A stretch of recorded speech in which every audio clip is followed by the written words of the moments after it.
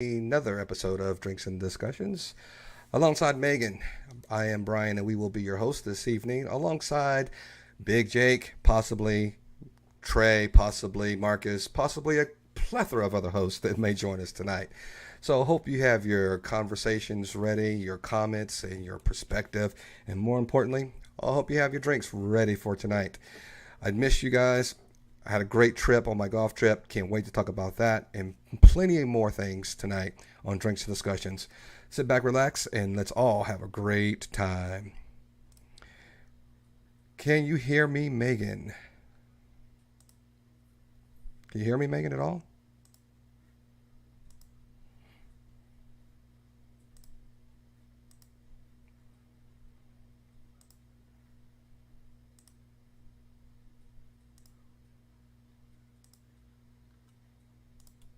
Hello, testing 1, 2, 3, Megan.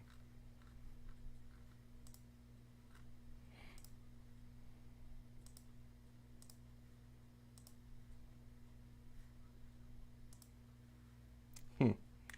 Well, I hope you guys can hear me. If you can hear me, please put a 1 or just let me know in the chat that you can't hear me and my volume is okay. I'm actually got two things going on. I'm actually doing a little bit of work while I um, doing a couple things at one time here on the internet front. So I got hopefully we don't have any buffering. So I'm gonna try to clear some space so that I can get off my Bluetooth as well. I'm just gonna go. There's Megan. I can hear you now. Can you hear me, Megan?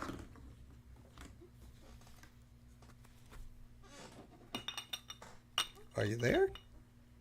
Anyone?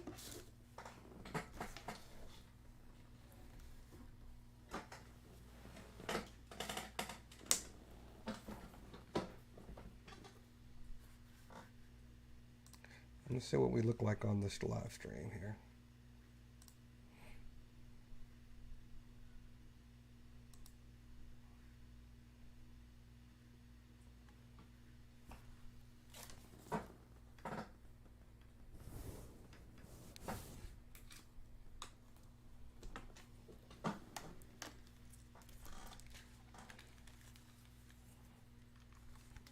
Okay. Okay, hopefully everybody can hear me now. And you guys can hear me. Testing. I know we got some viewers out there.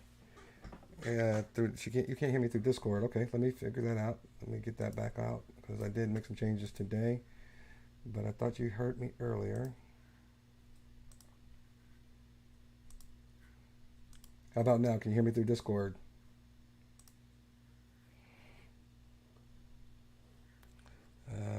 Hopefully testing 1, 2, 3 is good to go here. Don't need that. Thank you, Truth Teller. Appreciate that, buddy. I think Megan was having just a few problems when she was coming in, but I think we'll get that all situated here pretty quickly.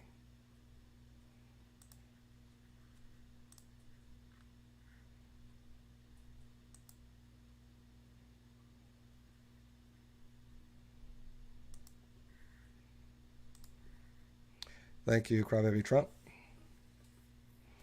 Hey, I saw your Crybaby Trump. I saw your comments on some of the short videos I posted out there, and I just didn't have a chance to respond. I knew we were going to do a live stream, and I figured that we'd talk and tell you. I noticed that you did change the picture, your avatar on your screen name, so that was kind of funny.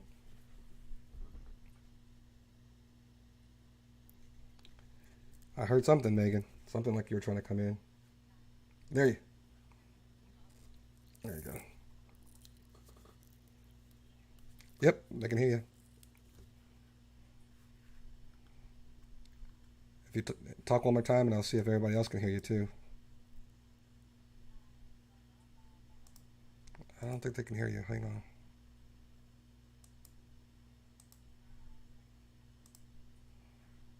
He was hearing. I was asking them if they could hear me.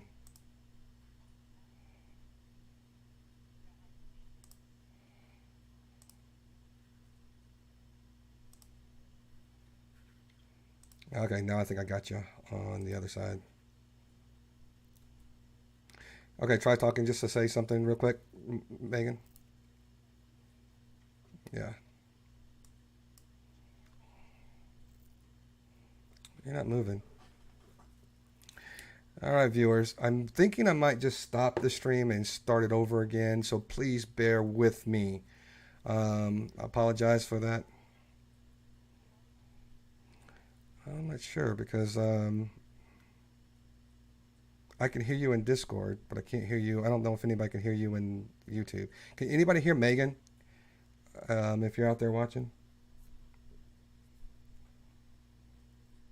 what? Hmm?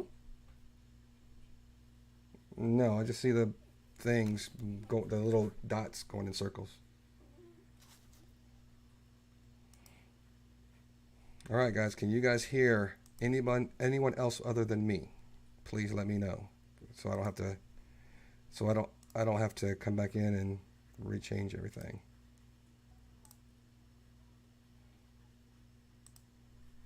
Hang on. Now, Hang on a second. better. Do a mic check again. Does this sound good? That's perfect. You're good. Because I have several different microphones in this area. I don't know which. Okay. All right. I'm glad we got that taken care of. Actually, I still want to know which microphone it is. Is it this one? Whatever you're in right now, it sounds loud and clear. And actually, I can see I your know, but I video. don't know which one it is. So I'm tapping a mic. Can you hear tapping? I don't hear any tapping. Okay. What about now? Do it again. Yes, I did hear tap.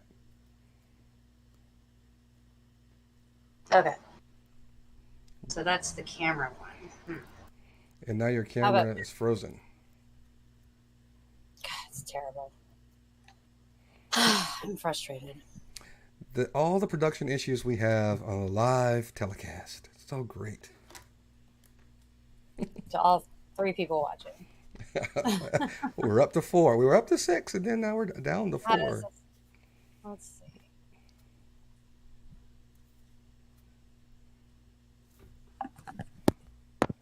Uh-huh.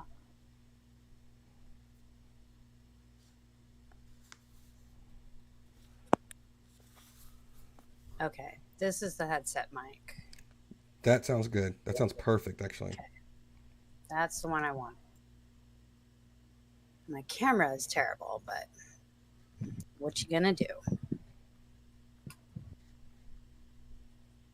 I don't think my cat's been chewing on it.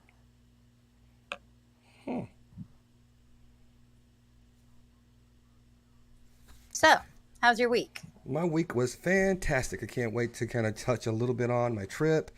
And then I've got a video that you guys are going to have to see. Have to see.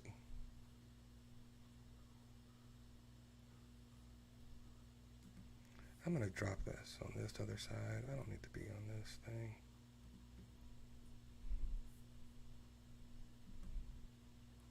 Okay. All right.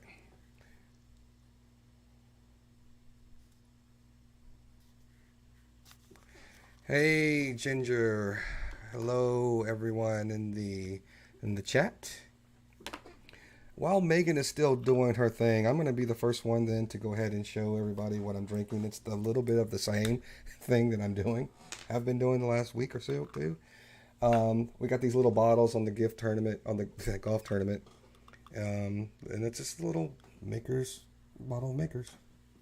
So I'm going to start with that and see how that goes, and maybe go to a little bit more, or maybe even go to a beer tonight. You never know.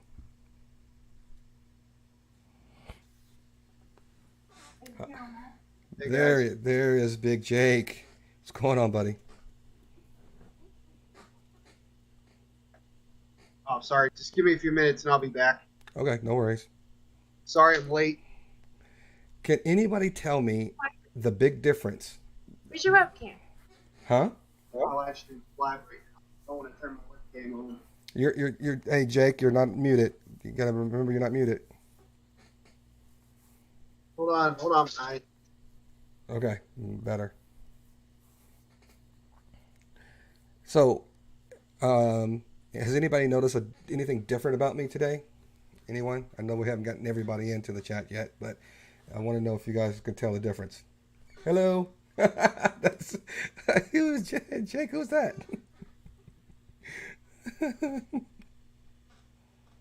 It's a friend of mine. Okay. Say hello. Hello, friend. Welcome to Drinks and Discussions. Hello. You're here. Hello. Hello, little one. Hello, hello. It's my friend's little boy. How old is the little one? He's just 2. Hello. Oh, 2. Yeah, he is a little one. Okay. There you go. Say hello. Hi. Hi. Jake, you're giving us a little dose of cuteness already today. You don't usually do that until like a little bit further into the segment. Yeah, it's just having some friends over, some company. I'll be All on in right. a little bit. All right, no worries. Take your time. Not a problem. All right. Thank you for saying hi to Maximus. He loves to say hello and goodbye.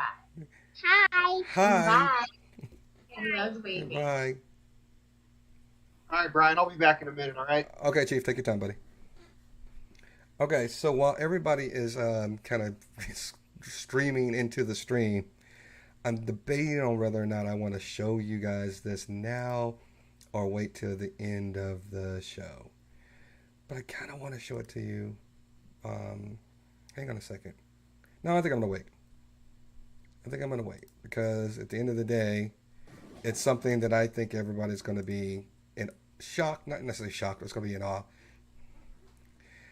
Hey, Crybaby Trump, I'm glad you said you changed your screen names. The conversation guy.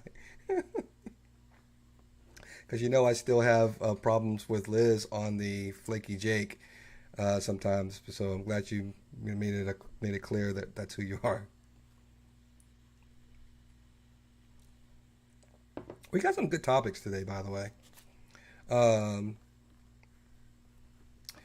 Your little boys, Ginger, are now 6 foot and 31 and 33. Well, yeah.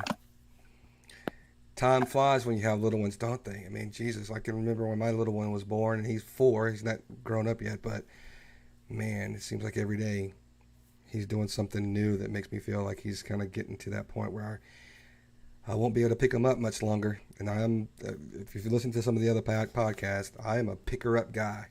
I don't care. As long as I can lift them, I'm going to pick up my babies, always. He doesn't like it all the time, but I'll still do it. Hello, Dandelion. We are starting to get things going. This is not our usual night. This usually is a panel. I was out of town traveling, and we've got some of our other co-hosts that are traveling still, but we wanted to still have one, and so we've got some of our panels still filtering into the stream. So bear with us. We're still going to get off here with some topics and discussions here in a moment. Can you see me? It's starting to come through, but still nothing. It's not my day. In Discord, are you changing your video camera input on Discord? Yeah. And is there another place to do it? Well, I can in Streamlabs, but you don't, since you're not using Streamlabs. Yeah, there you go. You just have a major delay then. But you're definitely not moving. I'm echoing now? No, you're just not moving. Oh. Well, I wasn't moving. This is very frustrating. This is not helping my headache. Have you tried unplugging your camera and plugging it back in? Uh-huh. In a different port? Completely took out the one camera. Take out the camera and put it in a different USB port. Okay.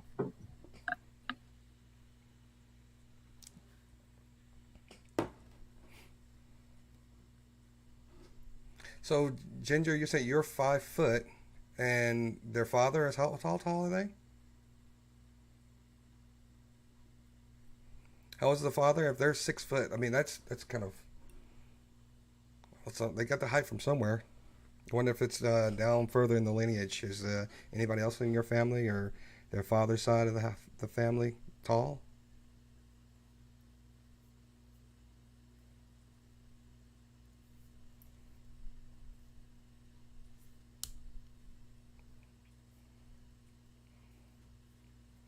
I can see your avatar, Megan, your screen, but I don't see the video.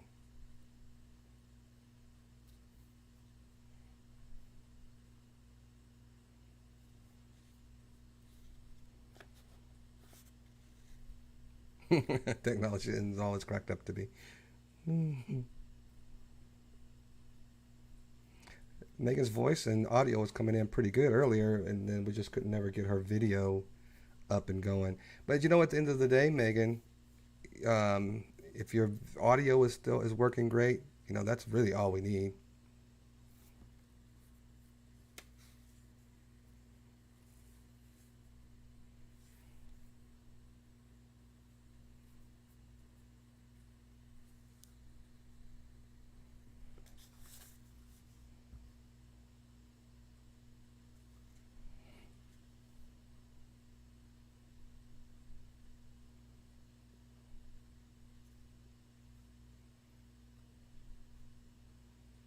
So their dad was 5'10"?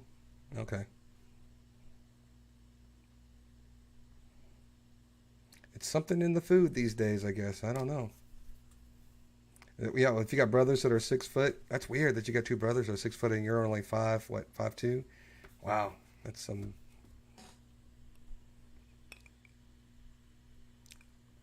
Well, we know where they got the height from then. Somewhere along the lines in your family. Is that you, Megan? You can hear me?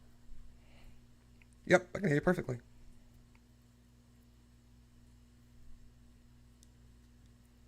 Until I touch something. You sound like you're away from the microphone that close up to it, though. I am. Oh, okay.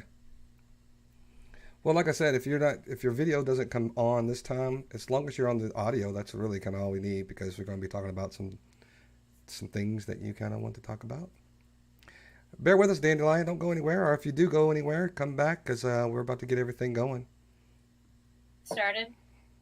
Huh? We can get started. Okay.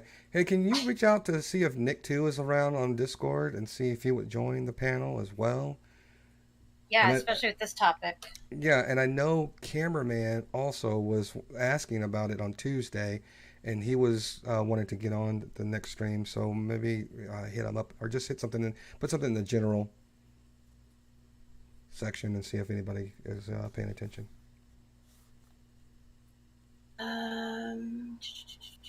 Not a problem, Ginger. Not a problem at all.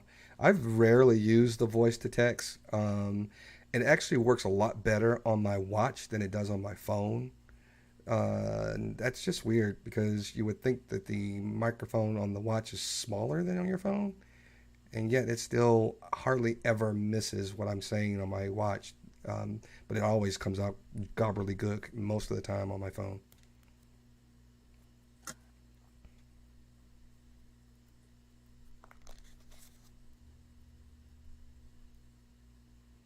So, real quick, just to kind of lighten the mood or make us working on this stuff. So, everybody knows I went on the golf tournament, and the only thing I really want to tell everybody is that we had over 1,000 participants at this golf tournament. Over 1,000.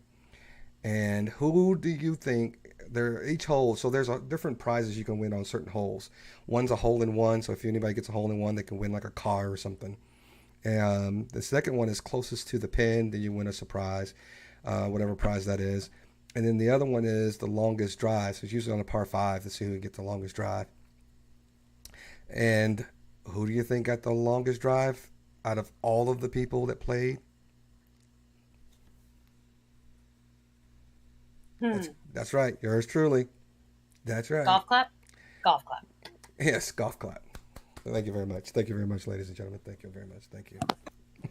Finally, a time I can use a golf clap. And it's appropriate. You can check that off the bucket list. Can you see me now? No. You can just leave it like that, and maybe it'll kick in, because it might be doing some kind of update on software or something. So just kind of let it go. There you are. You're frozen, but I'm not there going you to are. touch a thing. Okay. How do I sound? You sound perfect. Excellent. So Jake had a female friend over, and he's going to be back here in a little bit. And hopefully some of the other gentlemen in the Discord will come in and join us as well. But anyway, all in all, the weather was hot. The prizes were great. The participation bags that they gave us were great. It was a good time. I probably stayed a little bit, maybe one day longer than I probably should. I'm just not really even though I claim to be away from home and by myself. I don't really sleep well if I'm not home with my family, and I know that sounds stupid, but I'm gonna say it anyway. Sounded like a big chump, but I did. But I was glad to be back home. Cool. Hey, I'm afraid if I touch anything on Discord, it's going to make me all go away. So Don't worry, I'll I do it. did send a message out to cameraman and Nick, Okay. but I don't want to send a link because I'm sure if I press a button, it's going to make me freeze. Okay, you're fine. Cool. Not a problem. So everybody, tell us what you guys are drinking. Megan, why don't you go ahead and get started? I already shared where you were doing things, what I'm drinking. I'm still drinking some Maker's Mark. They gave us a little bottle at the course. And why don't you tell everybody what you're drinking on tonight? Bel Air. It's a rosé champagne. Oh, Mm-hmm. that's kind of a fruity one, isn't it? Kind of a. It's not. I don't really. I mean, I didn't think it was too fruity, and I don't like really sweet wines Oh, okay. or champagne. What rosé is? What kind of is rosé? Kind of a dry? You're thinking prosecco. Yes, I am. Prosecco is that really sweet one. Mm-hmm, mm-hmm. So, what is a rosé? Is it kind of a drier champagne?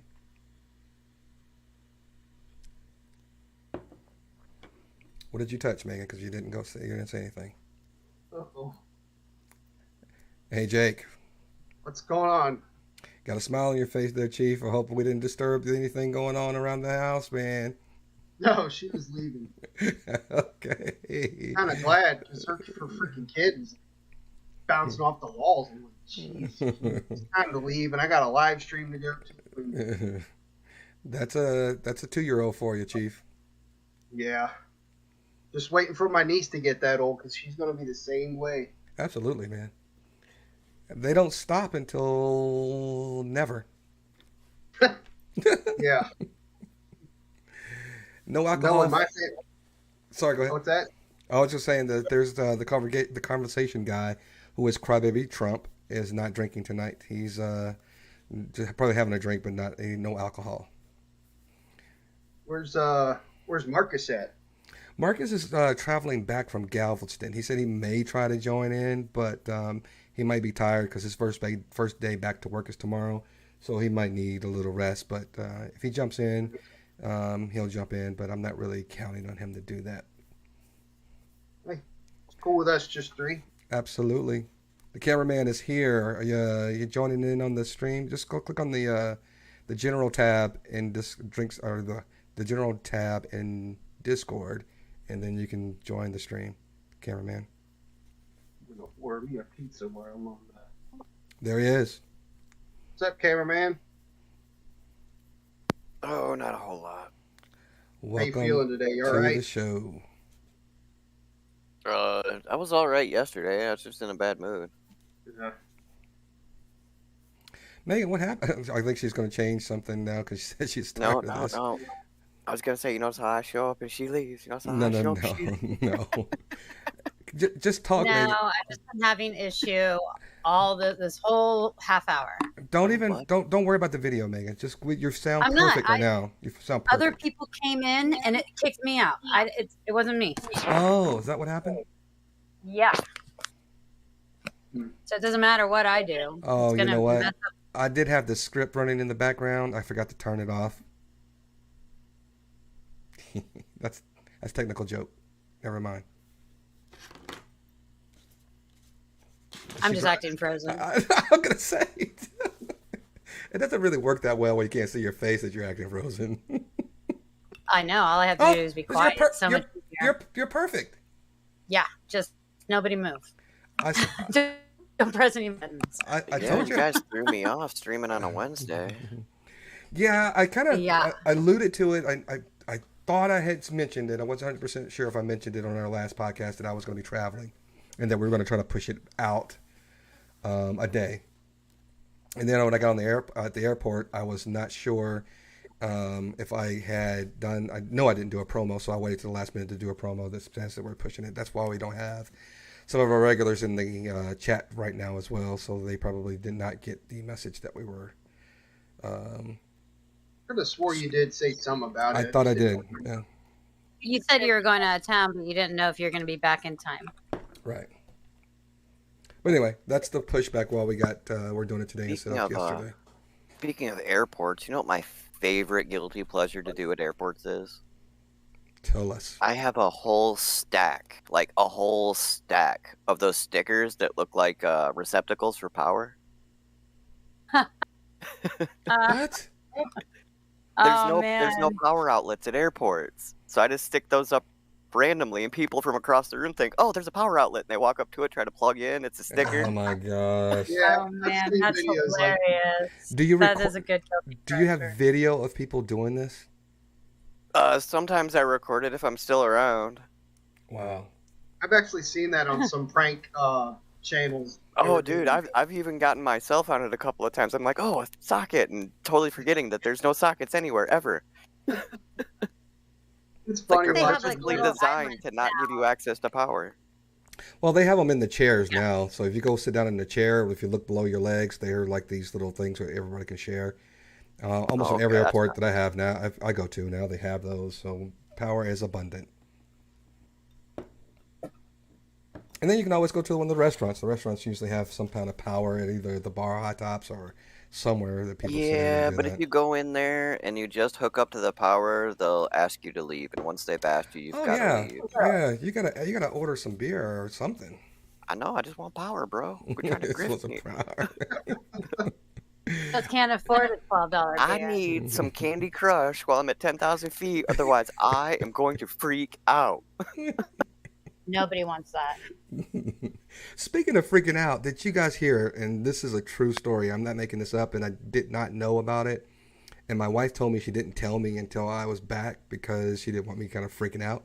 Not that I would, but it's still weird. So the airport that I flew out of and flew back into just this weekend had a crazy lady show up, get to the ticket booth at a Southwest airline counter, pull out a gun, and shoots it in the air, And they dropped her. and they shot her. They dropped her like a sack of potatoes right in They're there. dead or shot her? Dead. Maimed? No, I don't think she's dead. I think she No, had she is surgery. definitely dead. No, she had surgery. I know the last update they said that she was in surgery, and I don't know if they said she's expected to live, but she was in surgery at the time of the news report, and I just saw it Man, today. with how fast she dropped, that looked like a death drop, man. Yeah, Anyone find out her motive? she was Being crazy dumb. because she Crazy. had robbed a bank in the past, and she had done some other effed crazy around and stuff. found out. After I found out, I don't play. So it's weird. I mean, I don't think but here's another thing. I didn't see an increase of security when I landed. So I'm assuming they just thought this was My a question one-off. is how did she get past security? No, she didn't. She didn't get past. She was at the ticketing counter where you like check your bags and Yeah, that's before past you get in. security. No, No, it's a no. beginning ticket counter. Yeah, Really? Yeah. Oh, okay. Okay, yeah. Where you yeah, check no, your yeah, bags. not when you get your before boarding. hit- Not your yeah, boarding before pass. you hit security, and then you hit the waiting area and everything else before the Mhm, boarding lanes and all the yeah. So the video showed her walk into the airport. She went into the bathroom immediately. And then when she came out of the bathroom, it looked like her hoodie was tied around her face, like she was trying to conceal. And it was something that they had already picked up on, this lady. Because as soon as, right before she started firing into the air, you could see a security or a police officer kind of walking into her direction, like he had his sight on her, like he was going to engage to see if anything was wrong with her. And as soon as he got close, as soon as she got kind of close, she shot in the air, he kind of backed behind one of the little ticketing booth things, and all of a sudden he just returned fire. Boom, boom, Ow. hit her. And she drops. Yep. He hit her. Yep, he did. Be right back. Hold Where on. did he hit her? Oh, in the stomach area. I think in the abdomen. Oh, Which means it's a nice soft area, which means with how she dropped, he more than likely hit spine. That's why she drops like that. Mm-hmm. I didn't see the video, but I didn't God, either. any sort of exposure of the elements to your stomach is, Uh-huh. if you survive it, a lifetime of hell. Dude, just the organs down there being ruptured Mm-hmm. is enough to kill you, whether it gets fixed or not. Well, there's always that Yeah. colostomy bag you can walk around with the rest of your I'm life. just talking about like the sepsis that comes with, Oh, you know, yeah, afterwards and stuff, you know. Or even the loss of the good bacteria and the Mhm, exposure mhm. of oxygen. I mean, my ex-boyfriend was stabbed 8 times. The guy was a monster. I can see why. But he had constant problems. I was surprised he survived it. Well, This happened when you were out of town, Brian, or just? yeah, it happened at the airport that I was traveling into, He damn And- near was there. and yeah, I could have been the hero. Or he could have Or the been victim. shot. Oh yeah, I don't want to think about. We'd just be having discussions and no drinks. No right now. drinks. Poured out the drinks for the guy who couldn't make the We would- discussion. We would pour out a drink for you, Brian. I appreciate that. There's some love after all. Salud. That would be the luck, though. You put all this effort to this channel and these series of channels and stuff like that. You just nonchalantly walk to an airport, get aced. It's so bad for my homie Brian. He didn't make it to make all those channels come to fruition. That's fine. Marcus could handle it. Speaking of the channels, though, real quick, and then I'm gonna tell you something else about the airport. I want you guys to stop in the chat too. Please go to our channel, Drinks and Discussions main channel, and then go to the channels at the top where they got like playlists and channels. All of the other channels, if you want to be a part of those types of discussions, the true crime, the ladies' night, and the sports, if you want to be involved in those, please subscribe now, because that is where we're going to be taking majority of the specific topics onto those channels, because I know a lot of you guys don't like following sports as intently as we do, or some of us do. Some of you won't be interested in I don't know. Is public shooting a sport now? Apparently so. It is. It's going to be in the just Olympics, and we're going to dominate. I was going to use this kid joke in that, but I Bro, stepped can you down. I imagine? That's stepped the away. only Olympic event where the spectators can get involved. Okay, so let me show you guys something too when it comes to the airport. I got to move it on around that because I don't want to get anybody to think we're making fun of the fatalities and stuff in the gun shootings. It's my defense mechanism before y'all go off on me. What is that? A defense mechanism? No. Is how you No, what do you mean? What's your defense? making light of public shootings. Oh, okay. All right, so I'm going to share Okay, go something. ahead. So I want to ask this question before I share this. What do you normally expect to see in an airport bathroom? Luggage. Hello, call me sir. Somebody passed out on the shitter because they're drunk. Okay, keep it No, coming. they do that in the waiting area. We're on the floor. Keep it coming. More on the floor? Is that what you said? So, Yeah, actually, or passed out on the floor. They can be passed out either on the shitter or on the floor. It's, You know, I'm kind of with y'all. I can kind of believe I've some seen of a those. bunch of heads passed out on the floor because they were booting up before they got on their flights. Mm-hmm. Yeah, you guys in the men's room and the women's room is just filled with luggage. You know, two guys in a No. stall. I kind of expect to see that from time to time. I do remember one time I went to O'Hare and I saw that some elderly woman, I guess, had fallen, and they were running stretchers in there. So I mean, you could see stuff like that. Crazy. Well, scene. let me show you something you didn't expect. I'm gonna say I don't expect a whole lot because I don't fly anymore. Check this out. I've been flown in. Can you guys see the screen? Hey, I kitty have cat. Cat. Mm-hmm. Did you see that? People fly with their cats and dogs all Did the you time. see that? No. This is a cat on a leash in a men's bathroom. I've never seen Yeah, nothing on like a that pink leash. before. Did you see Pink that? leash. Did It was on everybody? a pink leash. Yeah. I did. Did everybody? I was looking around, and as soon as I walked in, I was saying to myself, "This can't be what I think it is." So I'm taking care of my business, and as I'm walking by, it's this old guy holding a cat on a pink leash, and the cat's just sitting there, just looking at people come in and out, in and out. Just- It's the weirdest thing. Totally normal. The Yep, therapy completely cat. normal. Doesn't surprise I had, me. I had my cat on a leash here and there when she wasn't fixed. I had a halter and a leash for her, so that way I don't have to worry about her running out. Now replace that cat with a big old lizard. Same difference. Doesn't surprise me. Doesn't I've seen surprise me people either. walk those around and stuff too.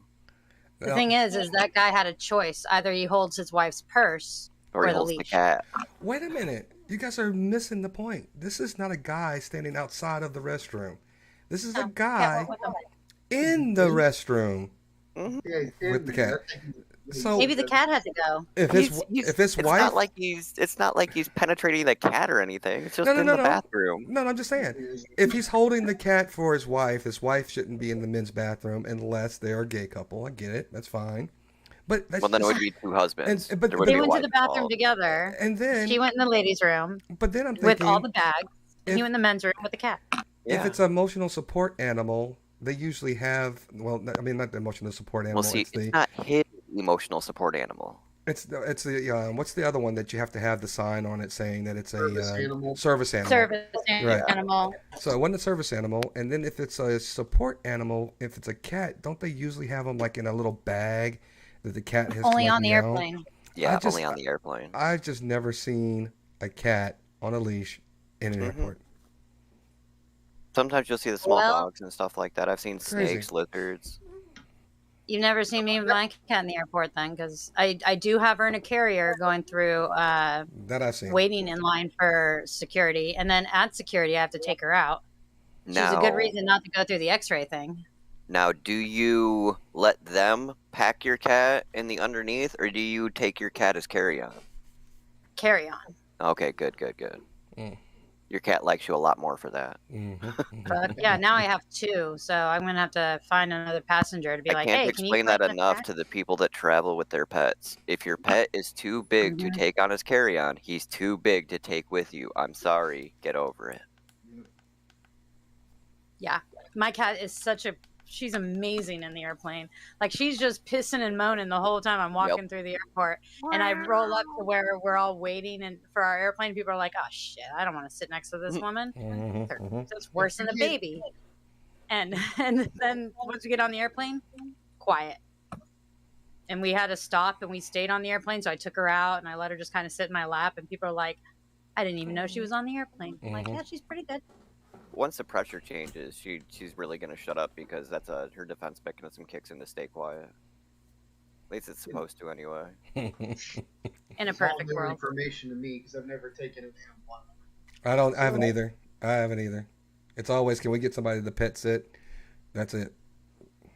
And a lot of people, Really? a lot of pet owners that we have also, they'll take them to like one of those boarding places, little spa places, and they groom and pet and walk. I've got a huge self-cleaning cat box. Mm-hmm. I've got a self-watering water bowl, and then if I think it's gonna be a long time. Here's like 2 weeks worth of food, dude. No, but somebody cats has to need pay interactions attention. with humans.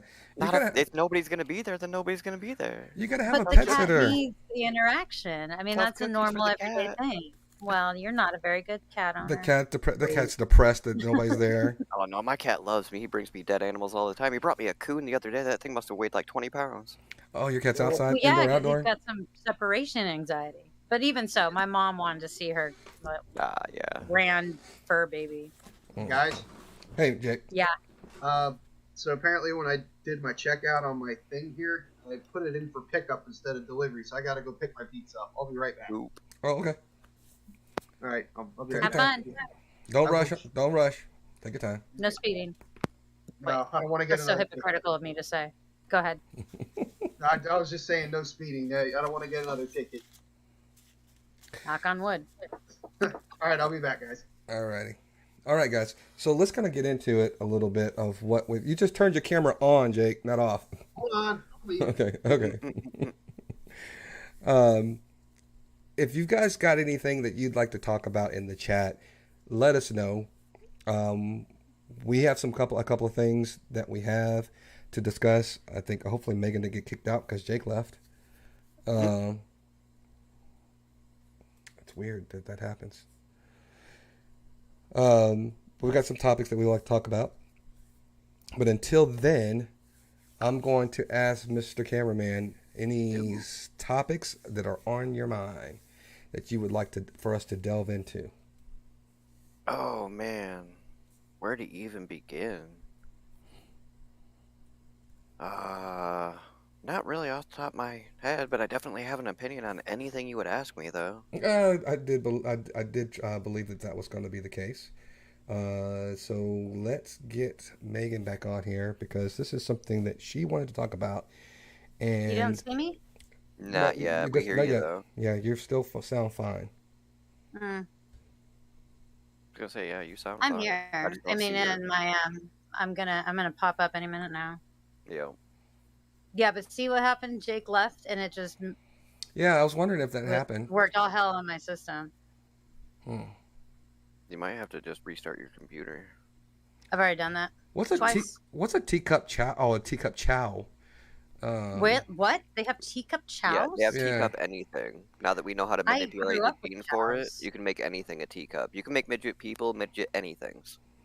And she says that she never has to do anything about that. Check her, or the last time she was in the half the flight in the cockpit with the pilots. But chow is not spelled that way. Oh, I It's chow see what chow. he was It's trying to do. CHOW. CHOW. And then return to him with wings pinned to her sweater. Wow, that's cool. Impressive chow. Before we get into the subject, Megan, that you wanted to talk about, I wanted to ask two things. Does anybody notice anything different about me? Anything at all? You're tan. Besides that? Your shirt. Nope. Oh, you got merch. Well, don't you always have a different hat? No, they're always TW. They're always Tiger Woods hats. This is the first hat that I've changed that is not Tiger Woods. This is how far Oh my God, Tiger disconnected from Woods can be sports so I am. pissed. I didn't even notice. I don't even know what it would look like anyway. Me neither. Well, But I bet Tiger is a little pissed at you. Yeah, he's turning over right now, and he's probably taking me off of his speed Oh dial. man, he's knee deep in a 19-year-old right now. Ah. I don't care. A teacup chihuahua. Aren't they teacup anyway? I thought so. I thought they were at least tea kettle. Yeah, teacup I chihuahua. know, right? That's like a They're flea. barely Wow. a meal. Look at you guys all unimpressed suddenly. I would love to see a little miniature teacup chow chow though. That would be No, amazing. no. The little miniature huskies that look like They have puppies. miniature huskies. They look like puppies. They look like little husky puppies, little fluff balls their entire life. Oh my God, are they as annoying as little husky puppies? Yes. The only small dog that I really ever think that I would really want, even though we have a cat, is the it was right on the tip of my tongue. No, it's the small one that looks like a collie, but it's a little small dog, and it has like a little bitty butt. Sheltie. Yorkshire Terrier. I'm sorry. No. Corgi. A Corgi Sheltie? or corgi. Yep. Corgis look like yeah, A I guess so. Yorkshire Yeah, like Corgi. Sheltie. Mm-hmm. Oh, I know it. Yeah, I've seen Like one the of these Queen's little dogs, her little husky- nubby leg dogs. Yeah. Right. Little stubby legs and everything. Yep. Yeah, I the Queen saw loves I those saw dogs. a German Shepherd once that was half bred with one of those. Its whole upper body looked like a big old Rottweiler German Shepherd with these tiny little legs. That's terrible. Oh, I he was temperamental about it too. If you looked at his legs and you looked back at him, like you locked eyes with him, he would attack every time. So don't make fun of me. Yeah, he's got a little bit of a Napoleon complex. I had a chow that gave birth to golden retriever chow mixes, and at first we were looking at pictures of them. We're like, what are they going to look like? And they all had this stubby little chow legs. Mhm. But ours came out with like the golden retriever Yep, legs yep. and like the little curly hairs and then the half purple tongue. We're just like, they were so beautiful. but the mom didn't survive it. I think that was my last chow. By the way, the conversation guy, thank you for noticing I am a little scruffy. And it's not my mustache, though. I don't normally keep it this thick, I guess. But thank you for noticing. I'm a little furry today. Speaking of dogs. Oh, you're just back from vacation.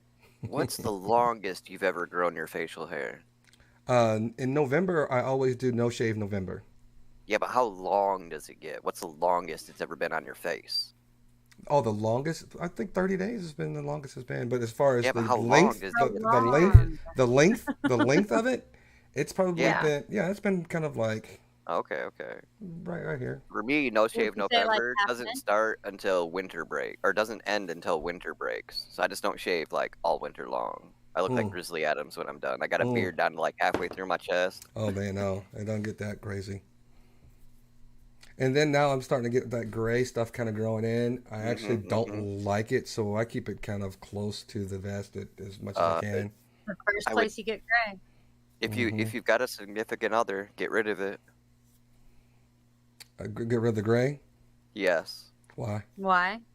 Because single women, especially those that are of the 35 plus area, those that have smacked dead into the wall, they see that salt and pepper in the facial hair and they think money bags. They think money. You've got something going on. I don't know what it is, but for some reason that's the stereotype they latched onto for that. Man, I live in McKinney. Yeah, I know. I've been told many times I'm not a typical woman, or I don't think like one. So maybe that's why I'm confused. I'm confused because I live in an area that a lot of people have a lot more money than I do, and it's all around. So they don't care if you got gray hair or not. But maybe my wife will find it sexy, and she'll kind of say, "Oh, baby, welcome home." Trust me, man. She's already got you locked down. She doesn't look at you like that. True story.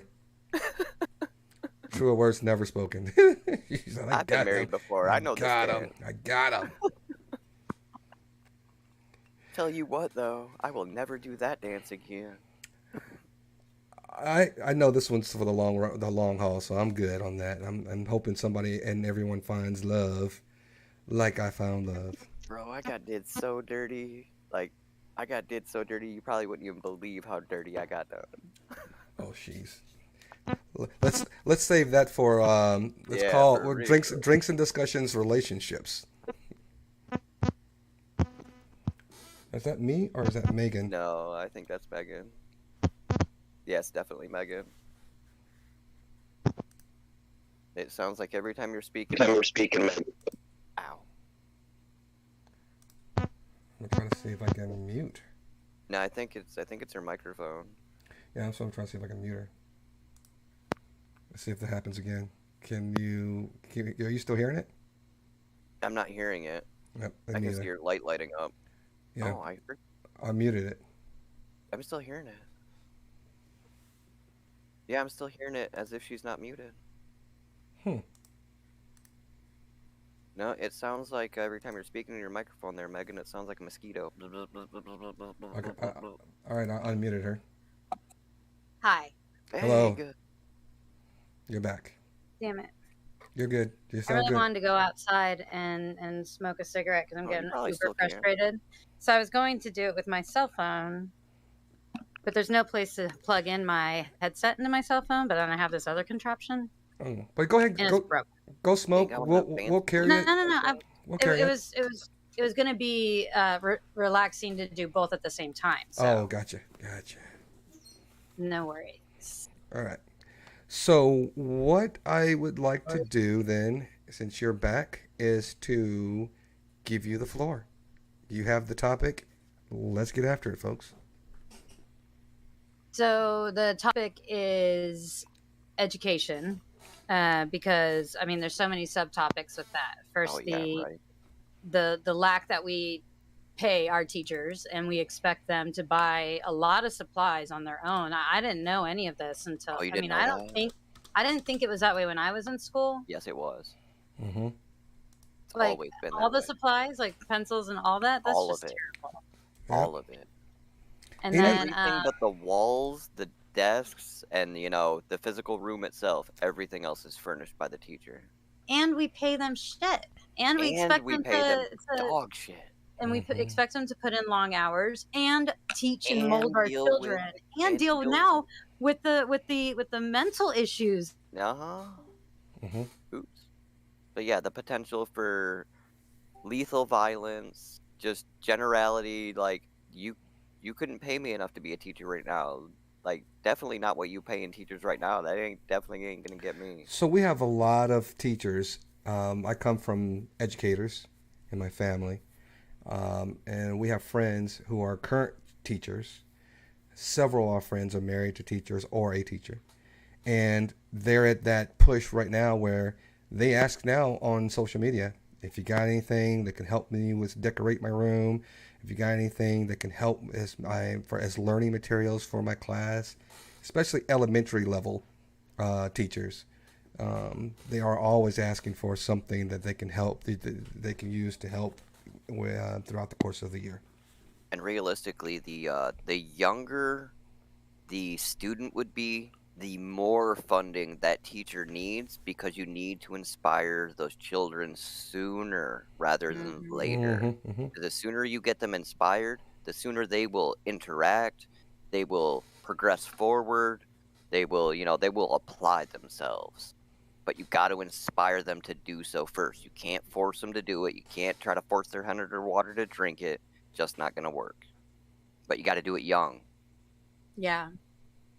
Yeah, and I mean, and that's just one subtopic, and then it's just the inconsistency of the education that we do provide is different in different counties and different states, and it's just not the same thing. The standardization system that we have is complete crap, and then besides that, we have no standardization. Mm-hmm.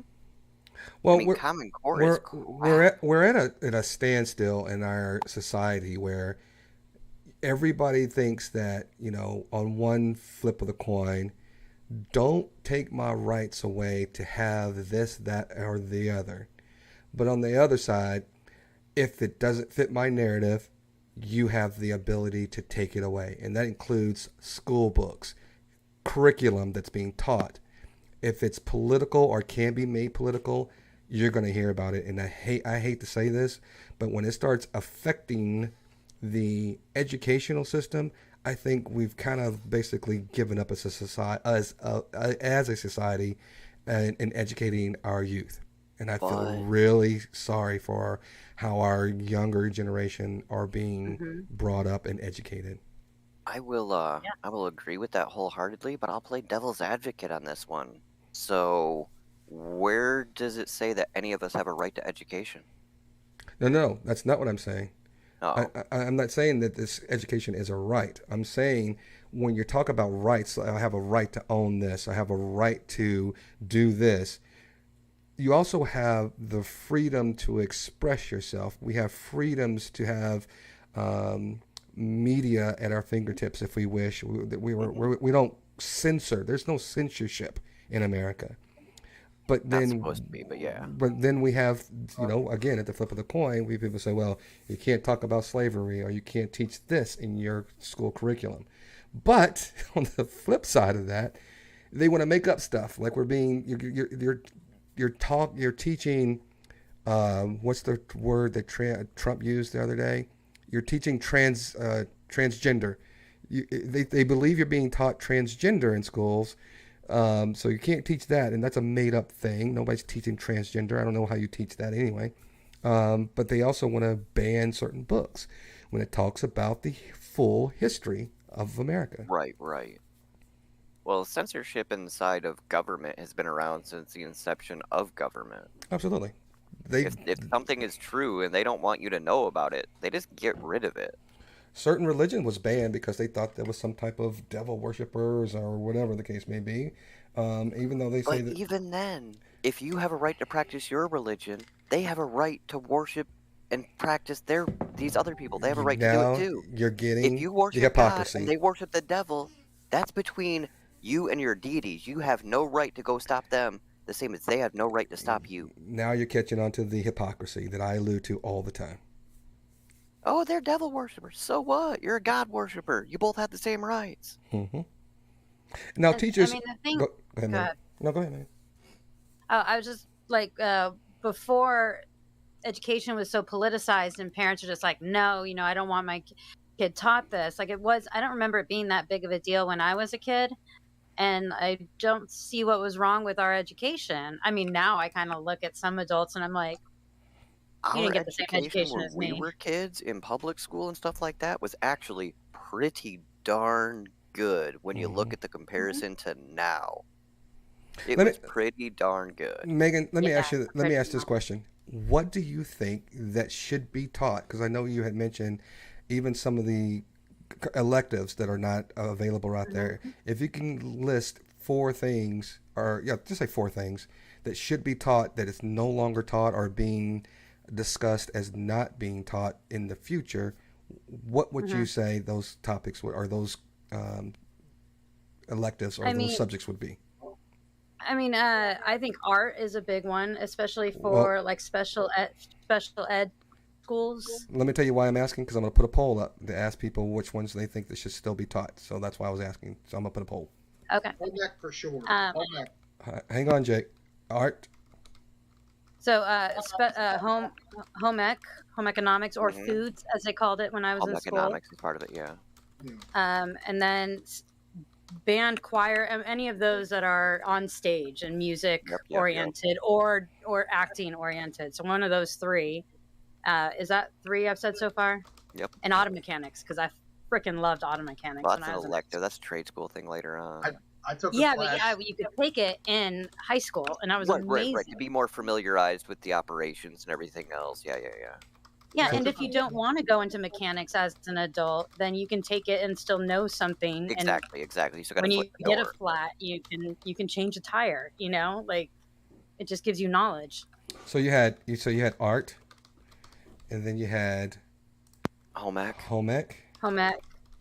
And then one of the music or drama. There's usually I choir, consider those band, two the same thing. and There was one drama class that or I took in theater. school. I'm going to say performing arts. Yeah, that's exactly Performing what I was arts, going to there you say. go. Performance arts. And then mechanics, but you can also put in wood shop as a substitute. A hands-on making or fixing type elective. So auto or wood shop. Yeah. There was one class that I took where they taught us how to write checks and handle money and all that kind of stuff. Home economics. Yeah, that's called that's also called economics, and that's an academic course. The place I At went least to in my was high school. completely separate. Yeah, for us, all of that stuff fell under home economics. You're missing all of the above. Oh, okay. I can do that. Can I edit this thing? I mean, no, because it's everyone's just going to pick all of the above. I know. Because choices are also nice. I don't know if I can edit worry about it now. You ain't got to worry about it, because if the choice was there, that's what they'd all pick anyway. Well, I recall answer. back in junior high, which they call middle school now, I had wood shop, piano, and auto shop, where they actually had an engine in the classroom. We had to know how to replace the piston, oil change, all those types of things. Not necessarily that I thought at the time that I think that I was going to go into auto shop or wood shop or cabinetry making or whatever, carpentry. It was just still good to know as I think back on it. We never think that what we're learning at the time is going to benefit us in the future. But when you look back on it, you always go, I'm kind of glad I did take that, because I kind of know, and it kind of gives you a foundation for other things. Like I just replaced the garbage disposal under our sink, and not being able to have the kind of mental fortitude to do something with my hands, I would have called a plumber or someone else to come and do it and paid like $500 to actually do something. Brand new disposal. Right, and I'm just like, why would I do that? I mean, if YouTube anything, had you could have just tutorials. replaced it brand new, paid the same price, done it yourself, but least you know it's brand new. I will tell myself I did have to go, like Megan said, I had to go and do a YouTube tutorial because I did not realize. That's just smart. Let me tell you why. That's just smart. That's not dumb. That's not a hindrance. That's smart. Well, let me tell you why. In case you guys ever replace a garbage disposal, there's a place where the water from your dishwasher goes through that garbage disposal. If you plug the little tube on there, please, because sometimes, like me, I don't read the instructions. I'm looking at the one I pulled out, putting the pipes right where they need to go. Was it still pressurized? No, there's a plug that you have to tap out. So we ran the dishwasher, and that plug was still in there, and the water started spilling all underneath the sink. And I'm like, wait a minute, I did this thing. So I had to go back and dig into the trash, pull out the dang instructions, and it says, use a screwdriver or something to pop that little block thing out. And as soon as I did that, tighten it back up, everything was fine. Nice. Yeah. Take it from me. But it also breaks up the monotony of all academic classes. You know, because then you just burn out. I mean, we're already expecting kids and teenagers to get up earlier than is really ideal for that age group. You know, studies show that like 9:30 is a good time for them to start really thinking instead of 8, meaning they have to get up sometimes at 7 or 6:30. What time do you guys get to high school? 7:30 is what time it started. I don't know. I never took first period. I never took first period. And the one time I did have first period, I never went. For us, it started at 6 a.m., so I had to be up at 4 so that I could do all my stuff through 5 and still make it to school. Yeah, and studies show that that's not a healthy I time. agree. I would sleep like all the way until lunch. Well, then there's also, if you had athletics early in the morning. Jake, barely hear you, Jake. Sorry. Jake's unmuted. Sorry about that. I'm sitting here eating, listening to you guys. Well, if there was, I think it was like 7:30. And if you had athletics at the beginning, you had to go in at like 6 or 6:30. And then you had to shower and stuff and get ready for first period. And then if you're on the football team, basketball team, you had practice after school. In order to, so you didn't really get home until like 5:30, 6 o'clock. And if you were a Jehovah's Witness, you had to go to the Kingdom Hall. I'm not gonna get into that subject, but I just want to say that it's just it's a long day. It's a long day. I get up at like 4 or 5 in the morning, get the bus around like 6, and then my very first period actually for a while was gym class. Yes, gym class. So we had to run in. Gym class is the best thing you can do. Cameraman, let him finish. I know we can barely hear him, but Jake, say that last part again. I'm sorry. I said basically when we got to school, we had to run into the locker room, change our clothes, and then be out into the gym at a certain set amount of time. Right. It's what the teacher always said. They're like, once the first bell rings, you got to be getting ready, and then once the last bell rings, you got to be in class. In your seat, in your seat. That's ridiculous. Yeah, I mean, go ahead. In my last 3 years of high school, I actually did go to a trade school. I took 3 years of auto mechanics. So I'm gonna have to play, as cameraman would say, a little devil's advocate here, as we still see people putting in votes. We only have 5 votes, guys. So come on, we've got more than 5 people watching. And food and cooking was one of something somebody put. Then maybe we should teach cooking, and I think that's part of home economics. I think we bake cakes and learn how to do things, not to the culinary degree that you would think you want to go and go to the cordon bleu right out of high school, but it was definitely the basics on how to do things. Enough to be able to take a box meal, at least know how to follow the directions to making the thing, I did take home and then economics. feeding myself. Right. Yeah, my sister and I did, but basically our mom and our dad taught us how to cook, so we were getting the best of both worlds. Yeah, but here's my. Go ahead. No, you go ahead. You were playing devil's advocate. Continue. As society changes, we have motorless cars. We are running toward a more of a less dependent on fossil fuel type society. We have platforms and internet companies that bring you cooked meals that you can freeze and cook in the oven within 30 minutes, so you don't have to do everything yourself. And we're an instant society. If you can't figure it out, someone can figure it out and do it for you type of society. This is As we continue to progress with technology, are we doing a disservice if we bring those things back into the school system? So we adapt those classes to what is more necessary for our children to know for the future. You know, like computer classes when I was in elementary school, that wasn't mandatory yet. I mean, we had those little Macintosh boxes, remember? I remember. And like now it's super mandatory, I hope. I mean, I don't know because I'm not a parent nor a teacher. They're all But users before they even get to school because they're practically born with a cell phone in their hand. But I think like the things that develop the left side of your brain are just getting forgotten because in this modern society, everything is just go go go, and we don't need to be creative anymore because look, it's on our phone. We don't have to be creative anymore. Right. It's like you're missing out on a big chunk of that whole part of life. And for some people, that's an escape. That's in lieu of antidepressants or drugs, or like it's a way for them to be themselves or show like their creative side. And I think that we are doing a disservice by losing that. And Truth Teller, and you can incorporate that into the technical world. Truth Teller, listen, you said that you remember woodshop was called industrial arts. We're trying to get to everybody in the chat, but if you're going to be that, I don't know what the word I'm looking for. I don't want to be insulting or anything, but we're trying to incorporate things in the chat. But if that's bothering you because we don't mention every single chat that you say, forgive us. That's just we can't get to everything. We already are taking turns talking. Yeah, continue putting stuff in the chat to follow the line of thought that's or bring and voice your own opinions and perspective. We encourage that. We want that. But just don't cry about just because we can't get to every one of your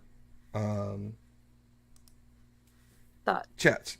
Yeah, because I mean, there are times that we're up here on panel and we can't even get to our own thoughts. So I mean, be a little patient with us, okay? Or come on, get on Discord and come on, and you can actually voice your thoughts and not have to worry about it. But okay. I get that conversation, Guy, and we do appreciate all the 2 cents we can get. It's just like we all have a lot to say already that's on our minds, and trying to get to chat as well at the same time. We're trying to get to it. Given the Plus, I have a massive nature of online chats, I don't even pay attention to them anymore. I got you other three here with me. You're intelligent enough to carry a conversation. You can get this going, right? But I'm agreeing. Better eye on chat. But I'm also agreeing, though, what Megan and everyone else is saying, that you do have to adapt your curriculum. But then you start getting back into the initial conversation that we were having about how the curriculum has to be changed based upon some of the political influence that is involved around our educational system. Because there's a lot, in case you didn't know, there's a political stance on whether or not we should continue leaning toward fossil fuels or not. And then you talk about people who are actually now complaining to the fact that because electrical cars are taking a dip on the industry when it comes to people needing gasoline for the vehicles, there are some pundits that are going after electrical cars. Well, haters always gonna hate, bro. I can't say that again. But yeah. How do we become and evolve as a society, especially with an education, when people are, especially some of our leaders, are so hell-bent on keeping us in the past? There are a lot of people that didn't want to get rid of fax machines. There are a lot of people who didn't want to get rid of typewriters. There are a lot of people who don't want to give up a lot of offshore drilling or onshore drilling, even though we can have more climate-friendly energy. And people are going to still always think, because their father, their brother, their grandfather is an oil well digger or driller, and it's part of their heritage, so they have to keep it, because if you go into a different avenue or another method, you're erasing their value in society. Now, I have an argument for this. For people that bring these things up, like, oh, my family's been coal mining for blah, blah, blah, blah, blah, or I've been doing this and doing that, or blah, blah, blah, blah, blah. It's like, bro, you either adapt and overcome, or you die out like the dinosaurs, because I don't hear anybody advocating for the 24-hour photo development people. I know, right? I remember those days. You know, when we used to have to wait to get a picture. Man, but then you Find out the half hour roll, we had our finger over the lens. and then you had the express 1 hour. You had to pay for the 1 hour development. Put you up to the front of the list. $50. Yeah, that was expensive. But they got it done. But I was also in my senior year, I knew I'd already graduated. So my senior year, I really just didn't really care. And I don't know, raise your hand if you were kind of a sort of a late bloomer. Let me know, because I kind of was. It wasn't until like the 9th grade girls start really kind of paying attention to me, because I was really then getting involved in like not wanting to be like the skinny guy. So I was How in tall the are you? gym. I'm How 5. tall were you then? I'm 5'10", 5'10" and a half. Oh, yeah, of course. And so I started putting on muscle and working out, and before gym and after gym, after Started class. peacocking, bro. Man, Starting to look good. You man, peacocking. those girls You're started supposed paying. to. You at your prime. You're at a virile state, Yeah. man. That's what you're supposed to do. Prime in high school. That's Yeah. also when you get pimples Remember, and we your only, voice drops. remember, And it wasn't but 80 to 100 years ago that we didn't live past 30, for the most part. Right. So But- yeah, when you're 9, 10, up until you're 15, yeah, you're developing into your breeding And form. everything's right. that would Everything's be for clicking. men. Women aren't in their prime in high school. Women, they start ovulating. The as low as curiosity, 9 though. now. It's not That's even. ovulating. I'm talking about prime. No, we're not talking about prime. I'm talking about just your curiosity. So when you are in a area of life when you're just curious about things, and I could split this up into so many different conversations, but I'm going to try to keep it on point as best I can. But when you're at that age and curiosity is all you are interested in, what she looks like, how he looks, what can they do, what does it feel like, all those types of things are running through your head, whether you're in your prime or not. But when you're curious at all ages, both female and male, at that age group, you're always just curious about people of the opposite sex, same sex, whatever sex. You're always just curious And about you it. got a new toy, you want to go play with it. Doesn't mean you should. Okay, who farted 44? Hello, how are you? That So- name doesn't sound familiar. Hopefully we have seen you before, or I'm not That's sure. I believe that's Thumper 88. Oh, okay. But my entire freshman year, I completely fucked it off. Like I passed 2 electives. That's it. You know, I didn't attend school. I wasn't a bad kid. I just was bored. Mhm. And so I had to do 4 years of high school in 3 years, meaning summer school. I had to do, I never had first period. I always had drama at the end of my day. After everyone else was let out of school, I had a full class of drama. And I was big into the technical theater, you know, building sets, doing lights and sound and all that crap. Yep. Mhm. But it was tough. So like my senior year, I couldn't afford to have senioritis. I had to even create my own elective. So I was 2.5 credits short. You know, one class is 5 credits. Yeah. And I had to talk my woodshop teacher from my sophomore year into just having me teach theater construction. And he's like, do I have to do anything? And I'm like, you just have to sign the paperwork. He's like, okay. And so, and I mean, it was legit. Like we taught a lot, and I was really big into technical theater. So it's just like, we built some sets, and I graduated by the skin of my teeth. Well, nothing wrong with that as long as you did it and you graduated. Yep. But I'm surprised after all of that you say that you never ditched class. I never ditched civics. I really like, and that's called U.S. government to most people. Yeah. Because I was class of 2001, so fall of 2000 was the Bush v. Gore election, and I turned 18 August before that election. So I always loved politics because politics used to be it used to be fun and good. interesting. It Yeah. used to be It used to be the productive. lights. Yeah. Mm-hmm. It used to be really interesting It and, used to and, be, I and have fun. an idea, you have an idea, let's Mhm. spitball them together and see where everything actually lands. Now it's Yeah. just, I don't like you, you don't like me, and now we're going to growl at each other. Mm-hmm. Yeah, now Pretty it's much, awful. yeah. But Yeah. politics back then was enlightening, and yeah, that word. But so I never ditched that class, and I only had that as a more early morning class 1 day a week. But that's impressive because me going to school at 7:30 in the morning, hell no. I did 4 years of high school in 2. Oh, all Hmm. right. One I upper. got in and out as fast as I could. I tested out academically as fast as I could. My summers for my first 2 summers, I just did my 11th and then my senior year over the summers. Mm-hmm. I didn't care about any electives. I didn't care about any special programs or anything else. All I cared about was testing out academically, getting my paper. I think I'm probably going to say this wrong, but I think either my wife or her brother, because they were first came over from the UK, and then they were in California, and when they came over from the UK, they tested outside of their range, and so they were placed a year ahead. Yep. So I think my wife was a 3-year high school student as well. But yeah, I think I got my work permit because in Michigan you need a work permit to start working at 14. Yeah, But yeah, I had a we full did too. 40-hour job at 14. I did too. I was going to school full time. I was working full time. I was like, man, I need to crank this. I need to just do it all right now, get it cranked out. And then, I've got like a 2 to 4 year head start on everybody else. I was bagging groceries at 15. I had a paper route before that from the age of like 5, 6. First job was my McDonald's when I was 15. Oh, my first job was at Subway, and I was 6. Shut But my up. parents owned that Subway. Oh, so I'm they gonna would- say. It was franchise. Yeah. It was franchise. I was and about I to couldn't say. go into a bakery for years. I couldn't stand the smell of bread baking. And you I would could smell it a trade mile my away.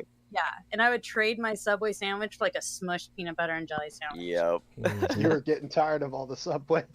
Yeah. That was first grade. I still remember. She saw how the Oh, sausage man. was made.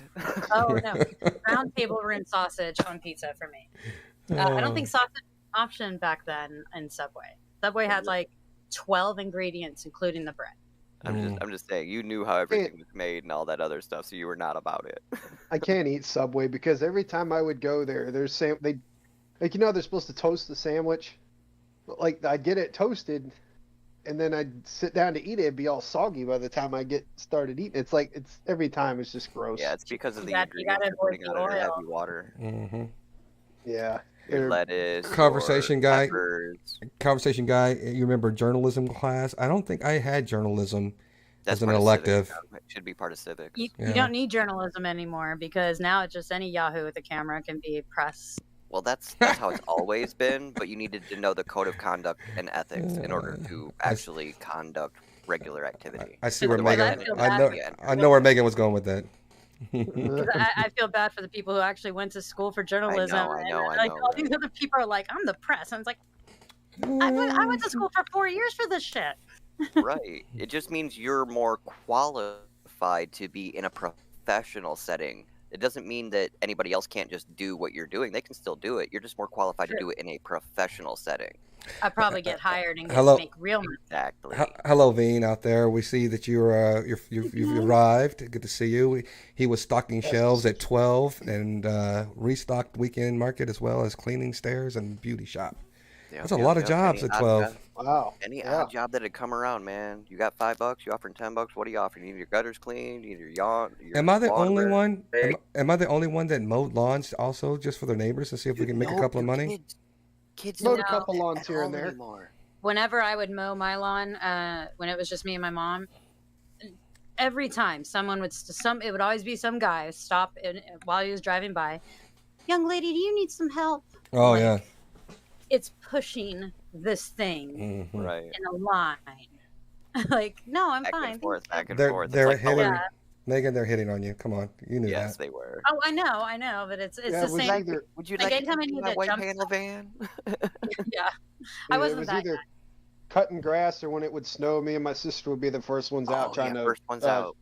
Yeah, we'd be the first ones out trying to shovel people's driveways, and they'd give us like $20 per driveway. So it's like, hey, let's rake it in. Yep. Sidewalks and I- driveway, $20. Boom. Oh Done. Well, yeah. We never had that snow option where I'm from, but I started babysitting at 9. At an age where I still needed a babysitter, I'm pretty sure. Hey, Veen, you didn't have a big lawn in the big city, but I bet you had a squeegee. Yeah. No. So here I tried to Squeezy. hire just some people looking for odd jobs and stuff. I have a 1/4 acre lawn.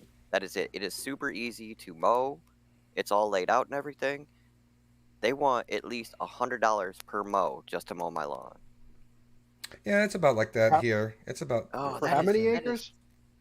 1/4 acre total.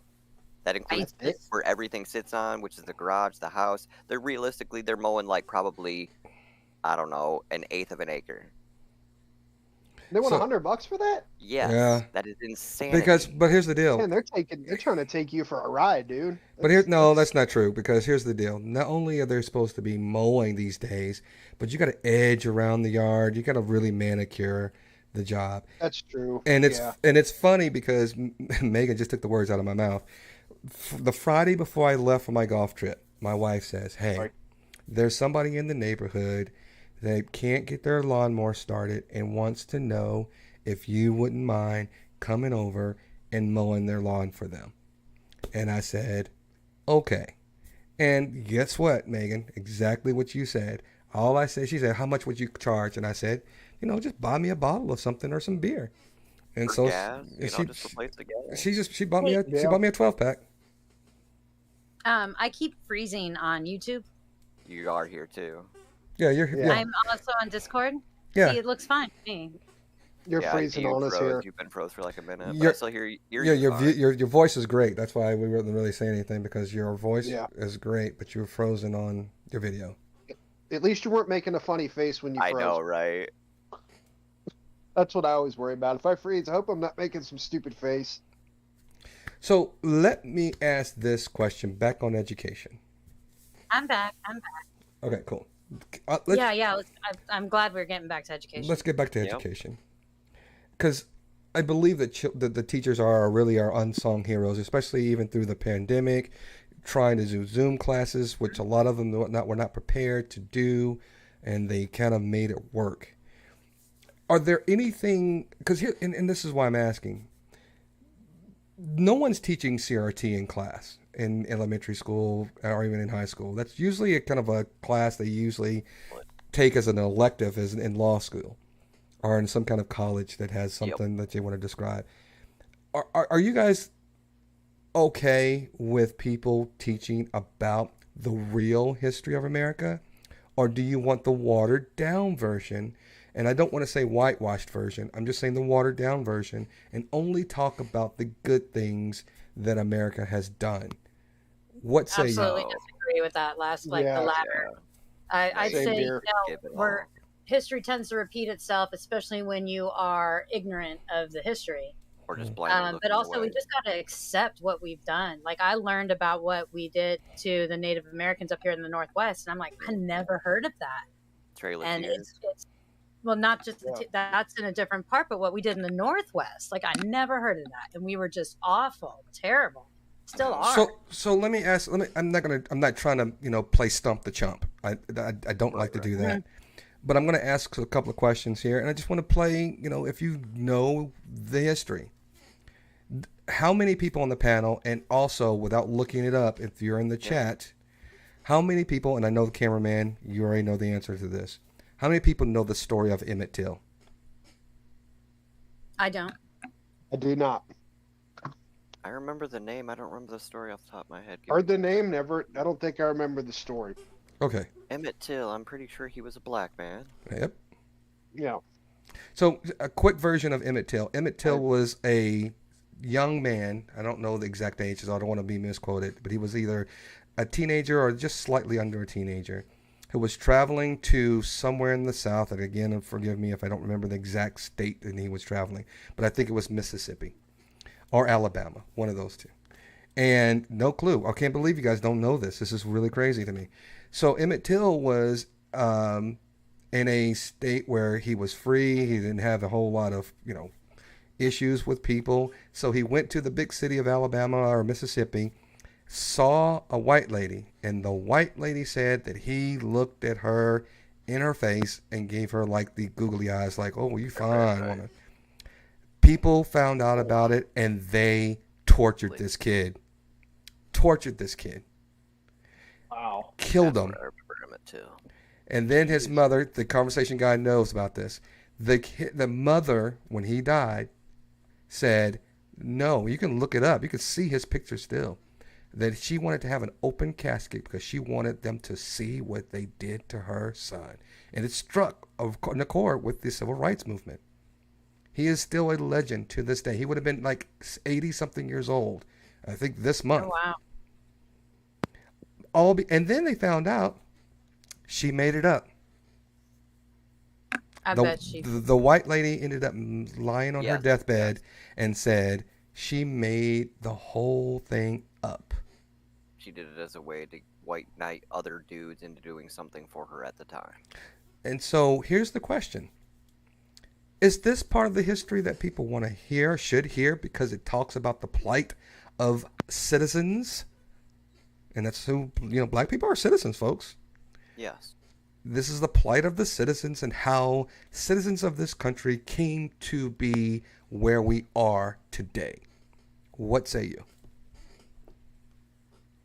I say yes. As painful as it is, it can be one of the many stories that can be included in the history and the shit that still goes on because we're still doing it. Yes. Mm-hmm. And in different parts of this country, they don't know anything about the struggles that other minorities, all minorities, different classes. I mean, there's struggles and we just ignore it or just skip it. Mm-hmm. And also, if we teach the raw, unedited part of history, then who knows, history may not repeat itself. Maybe. The next generation that they're teaching might not do something 10 times more horrible than that. Now, in the aspect of education, are we talking about while they're still minors? Are we talking about post-public school? What are we talking about as far as education here? Is a very good question because because of the graphic adverse nature to of what popular we'll be discussing, belief. where would we, at what level would we be teaching this at? Because if we're teaching this to minors, there's going to be parental discretion on opting out no matter what. And you're going to have issue. Exactly. So I think this is a post-high school where we teach about it We teach about with the watered-down version. But we teach that's about what we're already doing. But hold on a second. Look how they're freaking out about political race theory. But here's the deal. And it's not even being taught in. I'm sorry. Go ahead. No, go ahead. Finish your thought. Critical race theory is not even being taught in high school, middle school, or elementary school. And look how people are freaking out about it. That's because they're being gaslit. Taught post high school. I know it is. It's something that they're using to distract from other more important stories. But so many idiots believe it. Pardon, I did not mean to insult anybody in the chat who believes it. But here's the deal. We talk about Columbus landing on Plymouth Rock. Not Columbus, the Pilgrims landing on Plymouth Rock. We talk about all of the wars that have been fought and the blood and guts and the death of Santa Anna and the Alamo, the Battle of the Alamo. We talk about a lot of things that are violent when it comes to victories that solidified us as a country. Make us look good. Why are we shunning away from the parts that show our ugly side? Because it's our ugly side. We can't show that. I'm playing devil's advocate because we're talking about parental. You have to ask for parental consent if you're going to talk about some of these types of things with minors. I didn't have to do that when I was growing up. If we continue to sugarcoat it, then they're just going to keep giving this illusion that America is such a star-spangled great country, when there has been a lot of violence that got us to where we are. The reason that we only focus on the rosy-colored things as an overall society is because if we acknowledge the atrocities, then somebody's going to have to come to account for that. The real that is a very good, valid point. But another reason is because there's a bunch of parents who don't want their children to be fully educated and know the truth. They want them to learn with rose-colored glasses, Yes, which I think is a disservice to their own children, but they don't see it that way. So No, because they themselves are ignorant and they're blissfully ignorant. let me ask this question to the panel and those in the chat again. And I agree with all that you guys are saying, even in the chat, that the ugly side will hurt their feelings. And there is a movie called Mississippi Burning, and I'm actually going to give you guys a movie recommendation, and I want you guys to please, hello, Mr. B. I want you guys to look at the end of this panel, the end of this topic. I'm going to suggest a movie for you guys to watch, and it's not about necessarily slavery. It's just about the educational system. Mm-hmm. So let me ask this question to everyone. Let me start with this panel. Big Jake, what's your heritage? Where are your people from? Well, I haven't really done a deep digging on my pedigree, but I know I'm of German descent, so I'm going to assume somewhere in Europe. That's for this exercise. That's perfect. That's good enough. Cameraman. Oh, I'm a mutt. I'm a mix of practically everything that melted into the United States. But if you could give us a little bit more, bringing that in. European, Native American. Okay, that's fine. That's fine for there. Yeah, pretty much. Megan, what say you? Irish mostly and Scandinavian slightly. Okay. And for anybody else, if you guys want to have something to put in the chat, feel free to do it real quick before I go into why I asked this question. As I'm returning some text messages in here. Hey, and also in this moment of silence, just FYI, I have another engagement at 8. Oh, okay. We got 30 minutes. That's usually our cutoff time. That's fine. We got 25. Oh, okay. Cool. What she's trying to say is the more I speak, the bigger headache gets. No, that is absolutely not true. It's always Brian that gives me a headache. Come on. I know. Everybody knows that. Everybody knows that. Keep poking at that because the Staying last out of few this times one. I've come around, as soon as I come in, she's like, "Okay, guys, I'm out." I really don't do it on purpose. I swear, but that has happened 3 times out of 4. Yeah. So let me ask you guys a question, because all of your history that you guys come from, your ancestors came from somewhere in Europe, and not necessarily from here. The question I have for you is, when did you decide, or your family decide, that you were going to be called white? I have no idea. Yeah, I don't either. I guess that would depend on the perspective of which ancestor you're looking at. Because, like I said, I'm a mutt. So what I'm saying is that when people came over here, the Irish came over here, they were defiant. I'm Irish. They were also persecuted when they came over here. Germans were persecuted when they came over here for being German. Then all of a sudden, there became this persona that everyone was going to be white. And if that was the case, that made everyone who was not white subservient. When was that? Yeah, but For the Because I Irish. remember the Irish when they started coming over. Yep. For the Irish through the 1960s and that, it's when they stopped looking at us as Irish, stopped demonizing us as Irish, and they just left us alone, and we just blended into the population and forgot about it. 1960s or 1860s? 1960s, because remember, Kennedy was the first Catholic. Right, the first Catholic. Oh, yeah. And they were up in arms about that Real quick. big time. Just real quick. Flaky Jake is in the house. Hello, Liz. She said she forgot tonight was the night. Welcome. How's it going, We appreciate Liz? you joining us. Better late than never. But yeah, I think the last time I can recall about anybody doing like Irish hysteria would have been around the time of Kennedy.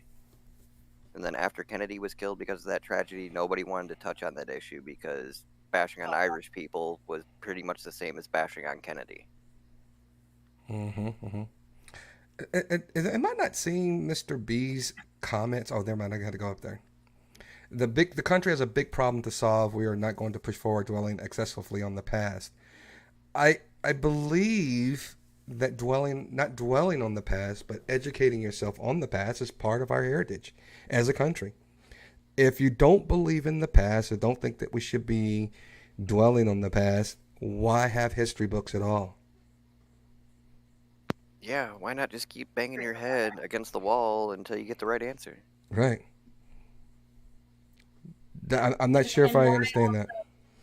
And why also then, like when we do teach history, we only teach certain parts of the history. Well, we can't teach all of it. There's too much. There's not enough time. Shush. We try to teach it in a nice little, with a nice little bow and make everything all peachy and yay America. Why lie?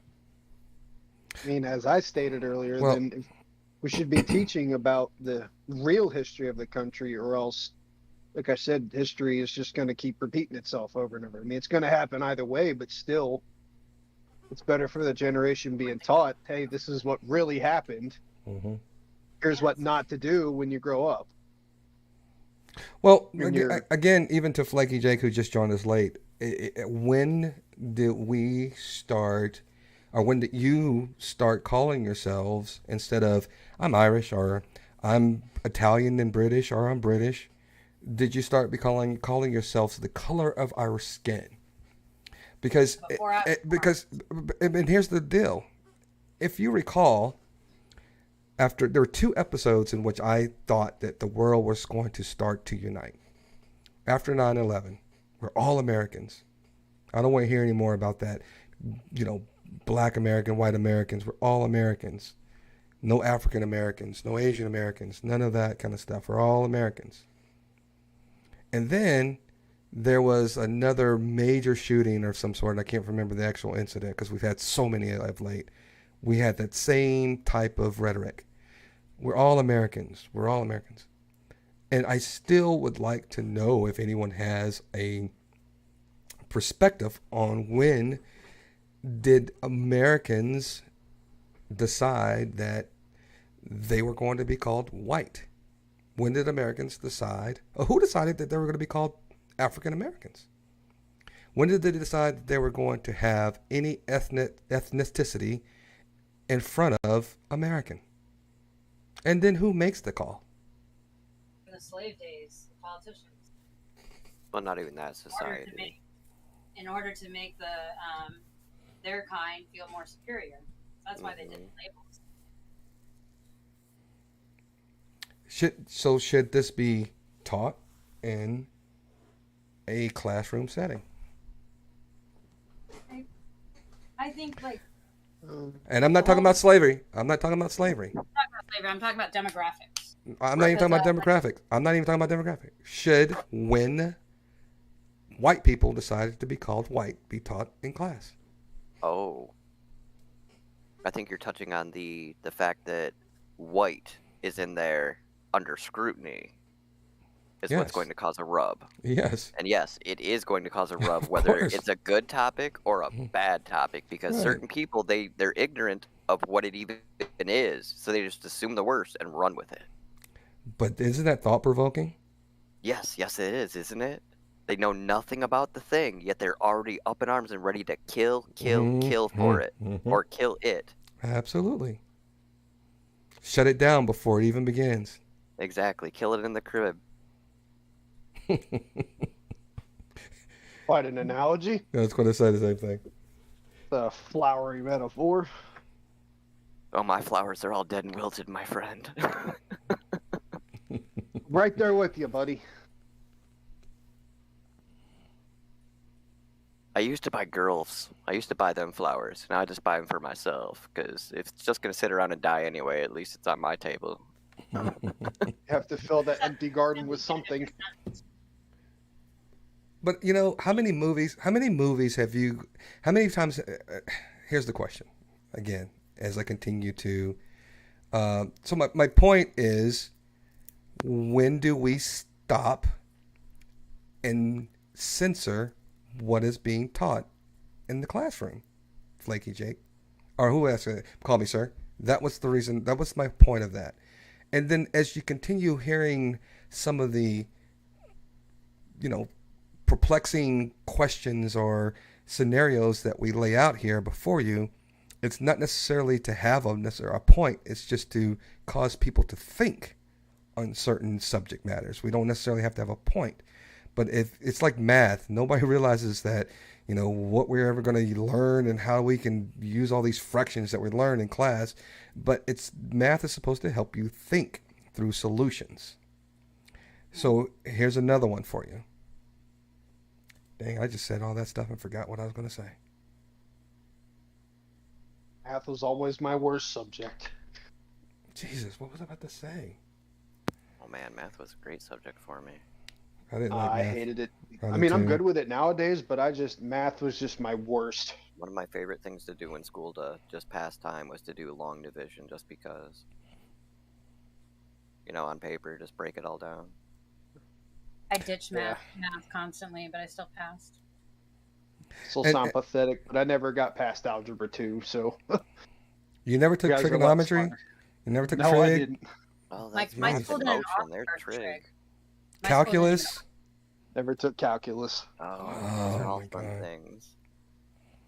And Flaky Jake, I know you were never taught that you were white in public schools, but when did you? When were you a conscientious individual that knew that you were white? Because no one actually calls you white until they do, right? Right.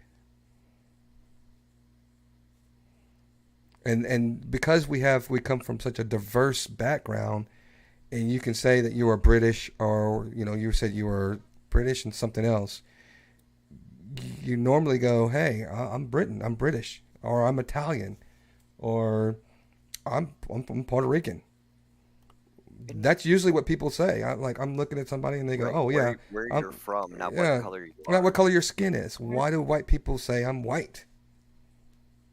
And when did multiple generations of diversity fall into the stream of label me white, and that's it? I want to be identified only as white, because white has a stamp associated with it, whether you believe it or not. It comes with a lot of privilege. None of us got to choose that. I mean, that's been on the form since I was born. And now, I take demographics all the time on applications, and people are confused by it. It's like, okay, what type of white are you? And they're Right. like, what? I'm confused. It's like, here are your So, options. what do you mean, what type There's of like, white? I don't know what you mean. It's like, okay, what's Does it your matter? best guess? It's just like that's our options, and they confuses the shit out of them. They're just used to checking Caucasian or white and moving on to the next question. Oh, so here's my question that I was going to come back to. And hello, call me sir. Oh, not call me sir, but R.I.P. Smitty and fuck you. When have you ever, or how many people have ever heard that if you go to the movies and you see an all black cast, that movie being referred to as a black movie? Yeah. I see it on TV, not just in movies. I've seen it all. Yeah. Like I'll see ads on YouTube for like a show. It's called Grownish, and it's apparently an all black cast or something. I'm like, not that that's a bad thing. It's just I'm just pointing out that I've seen that kind of stuff. It's on TV. It's in movies. Yeah. Well, I know that there are demographics because that there are stations predominantly geared to promote culture TV. I call it culture TV because it could be black television, because they don't have the same type of fair shake when it comes to producing those types of shows, because their top tier viewers are not minorities. They gear everything to, for lack of a better word, the white demographics. And again, this is not a admission of hatred or guilt toward white people or anything. I'm just having a discussion. But how many times have you heard a friend of yours say, "No, I never watched that because it's a black movie," or "Why would I go see that? That's a black movie." Definitely heard that before. I have. Yeah. Wow. I've I'm come not across interested in that. I don't watch black movies. I don't watch. I've come Right. across people I don't a involve lot. myself in black like that. entertainment or anything else. Blah blah blah. Yeah, I've heard that before. Yep, I have. What were you saying, Megan? It's not so much people saying, "Oh, I don't want to watch that because it's a black movie." It's just like, I don't know. It's a black movie, Mhm. I've had people say to me, Hold on, Jake. ew, Hold there's on, black hold people?" on, Jake. Hold on, Jake. Let Megan finish what you were saying. Oh, I'm sorry. Go ahead. Megan's mic keeps cutting out. I thought she was done. Okay, no worries. But anyway, I've come across people that have said, "Oh, I don't. Yeah, it's a movie about black people, or it's got black people in." Like I've come across people like that, and it's not. Or there's comedy stereotypes and analogies from a black perspective that I am not going to understand, so I don't even want to give it a try. Anything else like that, they just immediately see the black cast and just figure this isn't for me, or I'm just not going to be interested in it.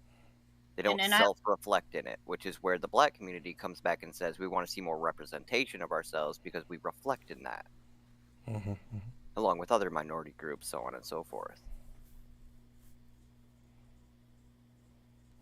So just because, Flaky Jake, just because you see a growing audience for a specific movie that are a specific type or a specific culture, still doesn't make that movie a black movie because it gears toward a certain demographic.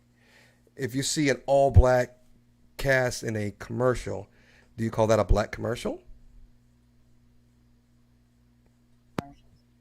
I don't. Well, Flaky Jake says she saw Dreamgirls in the theater and the audience was far more black than white. Does that indicate that that was a black movie?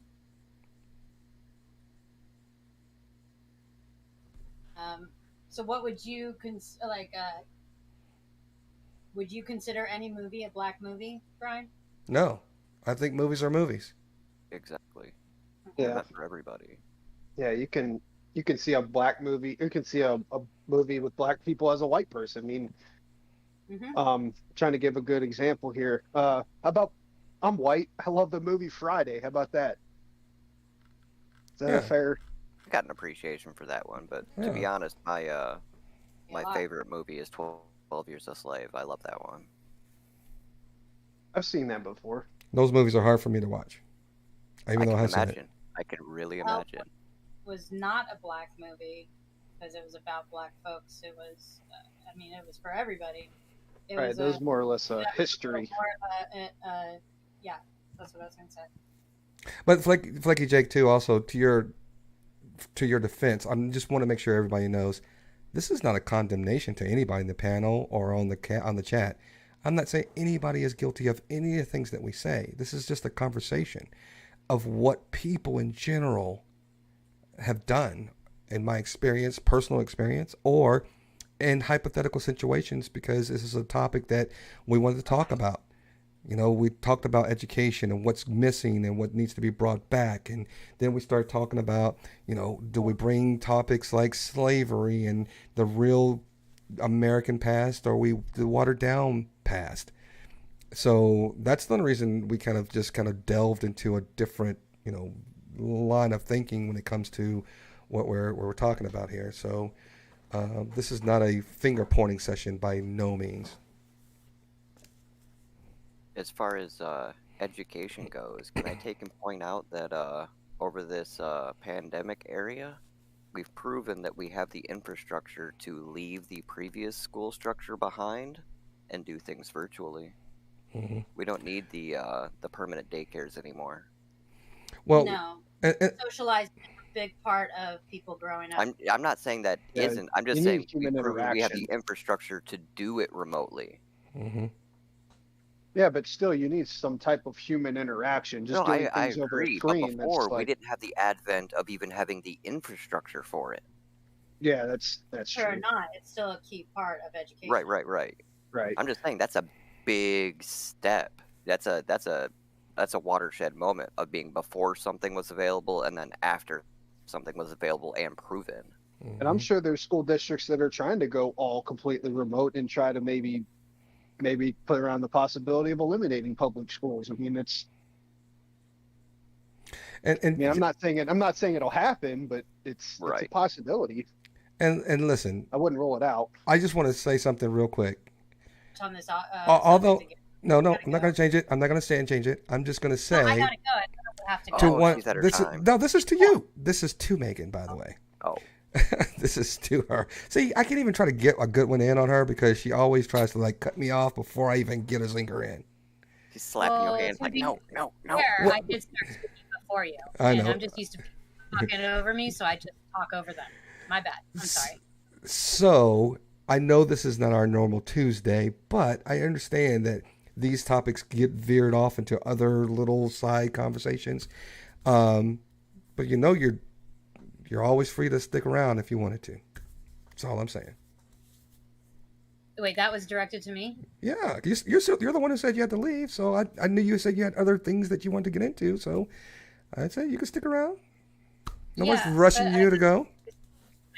So you want me to just fuck off those previous engagements? No, and we can talk no. I just said I was giving you a hard time. See, I can't even give her a hard time because she always makes me feel bad. I just feel like shit. I just feel like shit now because I was like trying to get her to stick around. It was like, oh, now you want me to? You think you're better than everybody, Brian? They want me to stick around? No. Well, I gotta lean into it, bro. Just be like, yep, I am. All right, never mind. Thanks for. I know this is not a regular night, Megan, but so I appreciate you joining. And the subjects are just going to just kind of veer off to different things. Hopefully next Tuesday we'll get back on track to some of the other things that you want to talk about, and have a little bit more time to kind of delve a little deeper into them as well. And maybe I won't have the computer issues. Yeah. Yeah, I'm sorry if I was talking over you at all, Megan. Your mic was cutting out an awful lot, so I couldn't tell. And Jake, your mic was so low that I'm sure we cut you off plenty, so don't even worry about it. That's okay. And you can talk over top of me anytime you want, Megan. If only that was an option, Cameron. I kid. It's really good talking to you, though. I really do enjoy having you on the panel. I totally do. So I'm glad that you joined us. And next week it'll be Tuesday, right, Brian? Absolutely Tuesday. Yep. Don't miss it, Cameron, man. Because I like your perspective and your sarcasm. Yeah. Someone else needs to be sarcastic on this because I can't be the only one offending Brian. Right. Well, why don't we get some of Nick's sarcasm in here? We need a little bit of Nick humor sometimes. We reached out to Nick. He just hadn't responded. Yeah. But we're going to keep going. All right. We're going to keep going, Yeah. Megan. So if you're done with whatever other engagements and you want to drop back around, please do. We're going to still be kind of talking about that. Yep. We might still be yakking. Awesome. I'll see you guys later. All right. Bye, Megan. All right, Megan. Bye, Megan. Bye. So I want to go and talk to some of the stuff in the chat real quick. I did see the Color Purple several times, and I heard that they're going to try to remake that, which is not a good idea. I'm not sure why they're going to do that. Haven't they remade that twice now? I think one of them was not the remake. They did a stage play for the Color Purple. I don't think they really did the movie. And Bamboozled, I have seen Bamboozled. And Call Me Sir, I appreciate you saying that this is a necessary chat and we need to talk about these things about different races. I appreciate that perspective because that's what we're trying to do here. We're trying to bring things and have a place where you can talk about things that normally people argue about, but have a safe place to discuss, where you can voice your opinions without being chastised for having it. And then if we don't understand, you have an opportunity to explain why we don't get what it is that you get. And just because you disagree on a subject doesn't mean you have to argue about the thing. You can still discuss. You don't, it's not a war, bro. You don't have to convince other people of anything. Mm-hmm, mm-hmm, mm-hmm. And I can't believe that there are people in here that didn't know that whiteface was a thing. What do you mean? Whiteface? Yeah. So you guys have seen Dave Chappelle, right? Yeah, and he played a white individual several times. What about the Wayans brothers? They did that. And the girl that movie. Yeah, That white Yeah, white White chicks. Chicks. White chicks. Yeah, yeah. That's Yeah. the same difference. That's whiteface. But no, I'm just gonna point this out. I don't hear about any kind of whiteface slack coming on them for that. Just saying. Well, they said that they will never do it again because of Right, the right, climate in which we respectfully, yeah. live. And here Exactly. and here's the deal. Blackface at the time it was done, and you have to put it in the context here, folks. It was not done in a comedic, lighthearted way. It was to make black people look like buffoons. Yes, yes. It was to make Yeah. black people It was- look as it was if meant to unintelligent. chastise. Right. It was demeaning.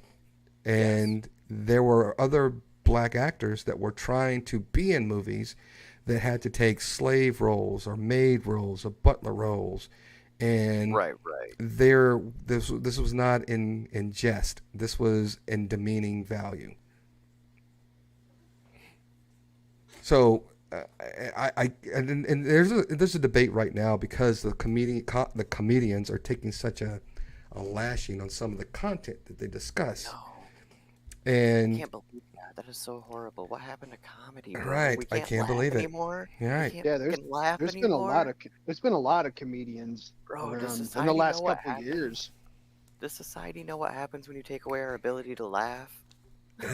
we get serious and we start to fight one another. I mean, this is And we kill each other in Yes. mass. We are Yep. good at that. You don't want us to play that game. We'll go for the high score again. Right. Okay, listen, I'm going to say this real quick. Big Jake, turn your camera on. I can't be the only one with my camera on the panel. I mean, this looks weird. Really. All right, hang on. Let me look over the stream, see what kind of layout you got going. Now, if you did me and Jake off to the side, you know, like a staff lineup kind of thing, with you being major and big, it wouldn't be as awkward. I can do that. How about that? Once I see it change, I'll be able to tell you. I don't know how far the stream is, how far behind. Well, you should be. Oh yeah, you're not looking in Discord itself. You don't have Discord up as well. Yeah, but I don't. It's a different layout on YouTube. Oh, is it? Let me check it out. I got Discord right over where the video is supposed to be, and I got the comment section just running. Yeah. Oh, there you yeah, go. See yeah. how it has Yeah. the speaker? There you go. Now Yeah, I changed like it to that. Jake, and then I changed it to me. Yep. There we go. I got Jake on the bottom. Just me. Yep. You're the primary speaker. You're the host. There you go. All things can be done in Discord, Chief. That's why I love it. And then literally, when you want to share a video, you just replace where yourself is with the video, and then boom, go from there. So, How is White and Chicks- Liz, How just real quick, Liz, we are agreeing with you, but does it mean the same thing if because you're offended, even if it's done in jest, and if it's done in jest, and you're still offended, does that mean it's demeaning? That's where we're at right now, because White Chicks was supposed to be a kind of a classic play on, and then I'm going to tell you play devil's advocate real quick because something just came to my mind, and your guys are going to I think you might. White Chicks was supposed to be a play on, the plights of certain people of color not being able to gain access to education in schools and all this other kind of stuff. It was kind of supposed to have a point, but I don't know what that point really was. But there is a notorious movie called Soul Man. Did you think this is where I was going, cameraman? I don't think I've ever heard of it. heard of it? I've never seen it. Soul Man was a movie about affirmative action, and the white guy couldn't get into college because they gave his scholarship to a black guy. So something happened, and this guy decided that he was going to do blackface To get in. to get a scholarship, and he ends up falling in love with a black woman Oh no. until he finds out, or she finds out, that he wasn't really black. And it wasn't even about, if you look at the undertones there in that movie, it still gets slack, and I watched it. My parents watched it, and I thought at the time it was funny in the early '80s, late '80s, or whatever it was. I thought that it had a good story because it taught somebody who had no ways of understanding what the plight of black people go through until he became one. C. Thomas Howell. That's right, just dad. It's right. C. Thomas Howell. And there's a lot of people in the black community that think that that's a movie is just another buffoonery, but it is something that I feel, if you haven't seen it, I think it's worth a watch because it gave this white gentleman a glimpse of what minorities really go through. Tommy Sir just brought up Robert Downey Jr. playing a black guy in that movie Glorious Bastards, I believe. No, it was called Tropic Thunder. Right. Tropic Thunder. I honestly believe he is the only person who got away with it, able to pull it off. Like that was done right. That is the only instance where I can honestly say that was done right. I can't find a flaw in it. You know, when you have other black people on the movie telling him that he's being dumb for playing a black person in the movie, it's made for comic genius. I'm the dude playing the dude that's acting like another dude. Right. Oh, dude, it is genius. It is absolute genius, and it works. It absolutely works. You don't look at him being Robert Downey Jr. You believe this character, like he's that guy. And no one. I mean, there might have been a couple of little bits of backlash, but for the most part, like you said, nobody's like condemning Robert Downey Jr. for doing that role because it wasn't in a role that wasn't a fictitious role in a fictitious movie. So it was just a play on the whole genre of it all, and it just made sense, and it was comic genius. Tropic Thunder, by far, is one of the funniest movies. I think it's top 20 of all time. But that goes back to my point. Where do we draw the line to being offended to being funny? And let me get back to some of these chats too. Here's the thing. I watched something on YouTube as I'm preparing for some of the other discussions on the other channels about the Jeffersons. The Jeffersons it was a spinoff of All in the Family, and All in the Family was about a white bigot, a racist bigot. Yep. They used the N word, they used the H word, they used a lot of racial epithets throughout both. Right. Things you can't say today. Well, you can. It's just people are afraid to, should I say? People are afraid to say these things in a comedic type of way, and at the end of the day, an informative type of way. Right, and because at the end of those episodes, you always saw a shift of people taking accountability of, I was wrong in that instance, and every episode was a learning moment of how to deal with, people's differences, everyday issues. Right. Back when television used to be, an addition to society, not just a lulling pill that put them to sleep. Right. And you're right, Freddie Frats. They got more flack on Tropic Thunder for Simple Jack because of the mental issue than never go full retard. Right. Mm-hmm. Yeah, and he went full retard. But yeah. Look at that right there. That dude gets so much slack for that, and I can understand. I can even see it.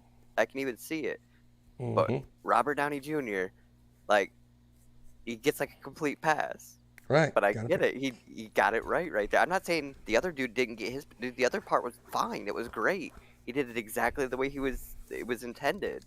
So that movie was such comedic genius, though. Let me give you guys a little bit of perspective too from minorities growing up in the '80s, as the Jeffersons were, getting to their heyday. Archie Bunker kind of fallen off a little bit, and then you had Good Times. Good Times was not a welcoming thing in our household, and let me tell you why. When it comes to educated individuals who were trying to overcome a lot of stereotypes. Good Times wanted to continue to cash in on the buffoonery of JJ, black people living in the ghetto, and couldn't help themselves because every season they stayed in the ghetto. So, would you consider Good Times a part of the black exploitation era? No, it didn't exploit them. It still talked about the genuineness. Because if you were in Okay, the okay, ghetto, okay. if you're in the ghetto, you went through some of the things that they had to go through. They lost their dad. They had to deal with the struggles, the day-to-day struggles, Okay, and how okay. sometimes laughter kind of helped pave the way. And as just Dad said, there was what's happening. What's happening was great. It was a funny, funny movie. But the knock on that one was there was no father figure in that sitcom. So they were, my parents were like, it's a funny sitcom. I'm not sure we really want you guys watching it because it played to the stereotypes that black men don't stick around for their families. And then they started trying to portray this absent father coming back into their lives. He wasn't really a good character. So they tried to incorporate that. But the Jeffersons was a solid family. Mother, father, still married, successful, and had a son that were going through the plights in which they still had to. They showed you another avenue of how black people could still be shunned even if you had money. You still had to deal with some of the same things that poor people, black people, had to go through. Right. No matter how much money you have. No matter how much money you had. Exactly. And in other words, what you're trying to say is the Jeffersons was kind of the Cosby Show before the Cosby Show was even around. It definitely was the Cosby Show before the Cosby Show was around. Absolutely. I'd say it's definitely a more harder version of the Cosbys, where the Cosbys is more, the PG kind of side of it. Jeffersons, they didn't care. They'd go, full in. Right. Just like Archie Bunker and that would sometimes. So, and the different strokes, and you'll hear this now too with other, like I think even with Doctor Strange came through with something that I'm about to say. Different Strokes was another avenue where black people couldn't save themselves. You had to have some type of white savior. And you heard this if you were a Marvel fan or are a Marvel fan, that when they had Doctor Strange come out and the Sorcerer Supreme was, who's the lady that was the Sorcerer Supreme? The ancient one. Yeah, It's whatever her Tilda name Swinton. is, Tilda Swinton. She was the highest ranking person, but everybody else was like of Asian descent or some other descent, and they were saying, well, why do you have to have a white lady to be the savior? I remember that. You have a lot of those types of things that come up, and the Jeffersons, or not the Jeffersons, the Different Strokes was the epitome of that conversation. Because at the end of the day, they tried to make it seem as some way only white people could save the day. You can't have a black superhero. You can't have a black savior of their own children. And we're seeing a shift now because you got Black Panther, you got Black Adam coming, and you got a lot of other things that you typically don't see. And I don't know if you saw even the I don't know, man. I don't know if it's right if The Rock is supposed to be playing like an Arabic dude, That seems like he's appropriating the Arabic culture, man. Man, The Rock is everything. I'm just playing with you. I'm just playing with you. I'm just saying, Black Adam isn't black. He's Arabic. And black exploitation was an era of, we couldn't make a movie where a black person wasn't a ghetto burglar or a funny burglar, a drug dealer, a pimp, or some jive talking. They used to use jive talking all the time in the late 70s and 80s type of individuals. So that's where that kind of stuff is. But before I forget, too, I want you guys to look at a movie. And if you've seen it, great. If you haven't, I would love to talk about it next time. Watch The Debaters. It's got Denzel Washington in it. And it's about a debate team. And that's all I'm going to tell you about it. I want you guys to watch it and tell me what you think about it. Because when we talk about education and we talk about perspective, can you have one without the other? Anyone? What are the two again? Say again. Can you have perspective without an education? You can have it, but it's not going to be nearly as broad as what it could be. You're not living to the Yeah. full potential of what's there or what could be there. Doesn't mean you Right. don't have a perspective. It's just not going to be as It's not going to be as available. it's not going to be as expanded as it would be with some Right, kind which of is going to education. hinder your ability to communicate with others, to express yourself, so on and Right. so forth. It's going to keep you in the smallest of boxes in comparison to a nice open range that you can freely walk around in. Right. So if someone asked me, and then my question was a little bit more broader than I wanted it to be. When I have a discussion and we talk about things, I put things in Discord and I say, hey, this is what we're going to talk about, or give everybody, or hopefully try to give people a heads up. I want you guys to have an opportunity to go and do a little research on what it is so that you can come back and have an educated conversation about a specific subject. And I know, Jake, we blindside you sometimes with politics. I know that's not your thing, so I'm not saying that about you right here. But I try to give my best right. outlook on politics, but it's not like I should educate myself a little better. So I see where you're coming from. But that's all we're asking is for. Even if you don't do the research, we were looking just to have a conversation and be educated as well as educate at times, not to persuade or dissuade you from your own beliefs or whatever line of thought that you have. At the end of the day, I'm going to do better just to try to put out the topics before so everybody knows that what we're going to talk about, so that you can say, hey, I did think about this, or I know exactly what I wanted to talk about or say on that particular subject matter. And that's why also we're dividing these types of discussions up, because it gives you an avenue to say, hey, I know on true crime, I know exactly about this person or this incident stuff. So we don't be as broad as we are the general drinks and discussions. Yeah, with the general drinks and discussions, because that could go anywhere. There's no real line of definition. Because we'll say we'll start off this way, and then we go off this way and say it's like completely different. It's a hobbit journey the whole way. Yeah. Okay, stop real quick. I forgot to say this at the beginning. Thank you, Flecky Jacob, for bringing it up, because she mentioned Barbara Billingsley on The Mom and Leave It to Beaver. Tony Dow from Leave It to Beaver, he played Wally, passed away. Mm-hmm. Yeah, didn't he just die today or yesterday? It was today. They had thought he passed away because he was like still on life support or whatever, but the family was like, no, he's not dead yet. But he actually ended up dying today. I didn't know that. I used to watch Leave It to Beaver run when I was one show my parents loved to watch. Let us watching Leave It to Beaver reruns. I think there were two actors just recently. I can't remember. That just recently passed away who were on The Sopranos for a while. Oh, yeah. It was the guy who was he was a real mobster actually in real life, and he had I done know the who movie. you're talking about. The gray-haired guy, Joey, not Joey. Yes. Yes. Wally, not Wally. Jesus. The gray-haired guy that wore the gray suits. He looked like a mobster, like for he real. He was. He really was. Yeah. Mm-hmm. Absolutely. Oh man, I'm glad you brought that up too, because I had never watched The Sopranos until maybe January or February. All my friends were like, Brian, just download all the seasons and just watch them while you're working. The whole thing. And I just watched them all, and some of the seasons, the second season was stupid, and then all the rest of them were kind of just the same as the first, and I was just kind of like, okay, you kind of got me hooked on some of the characters, but at the end of the day, it might have been good if I watched it when it came out, because it just didn't go with me. I didn't like it a whole lot.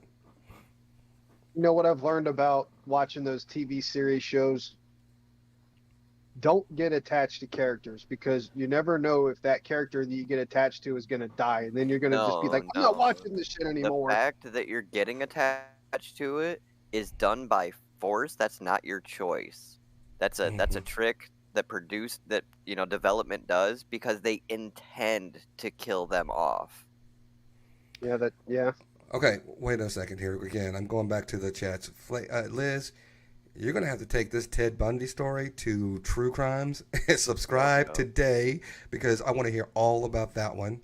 And yeah, I didn't know that when you look at the black and white TV from Leave It to Beaver and then say that Tony Dow died in his 70s, I would have thought he would have been 100 years old by now. Oh, he He looks pretty good, I guess. But Well, not anymore, but he was also a kid when he was acting, so you know that was just one of those things Oh. where. Did you know that the kid that played Eddie in the original Munsters is going to be in Rob Zombie's remake? Oh, nice. Yeah. No, Is he playing Grandpa now? I don't know who he's playing. I think he is. That'd be amazing if the original Eddie Munster was now playing Grandpa Munster. That would be funny. The difference in time for production. Yeah, that would be right. amazing. But how 'Cause old he is has he? hands-on experience from the original cast. He's How a old is wealth he? of information. Does he know how old he is? I think he's probably in his early 70s, I think. No, he's That got to kid? be 60s? late 50s. I'd imagine late 50s, maybe early 60s. When was when did the Monsters come out? Were the Monsters like in the 50s? No, that was in the early 70s.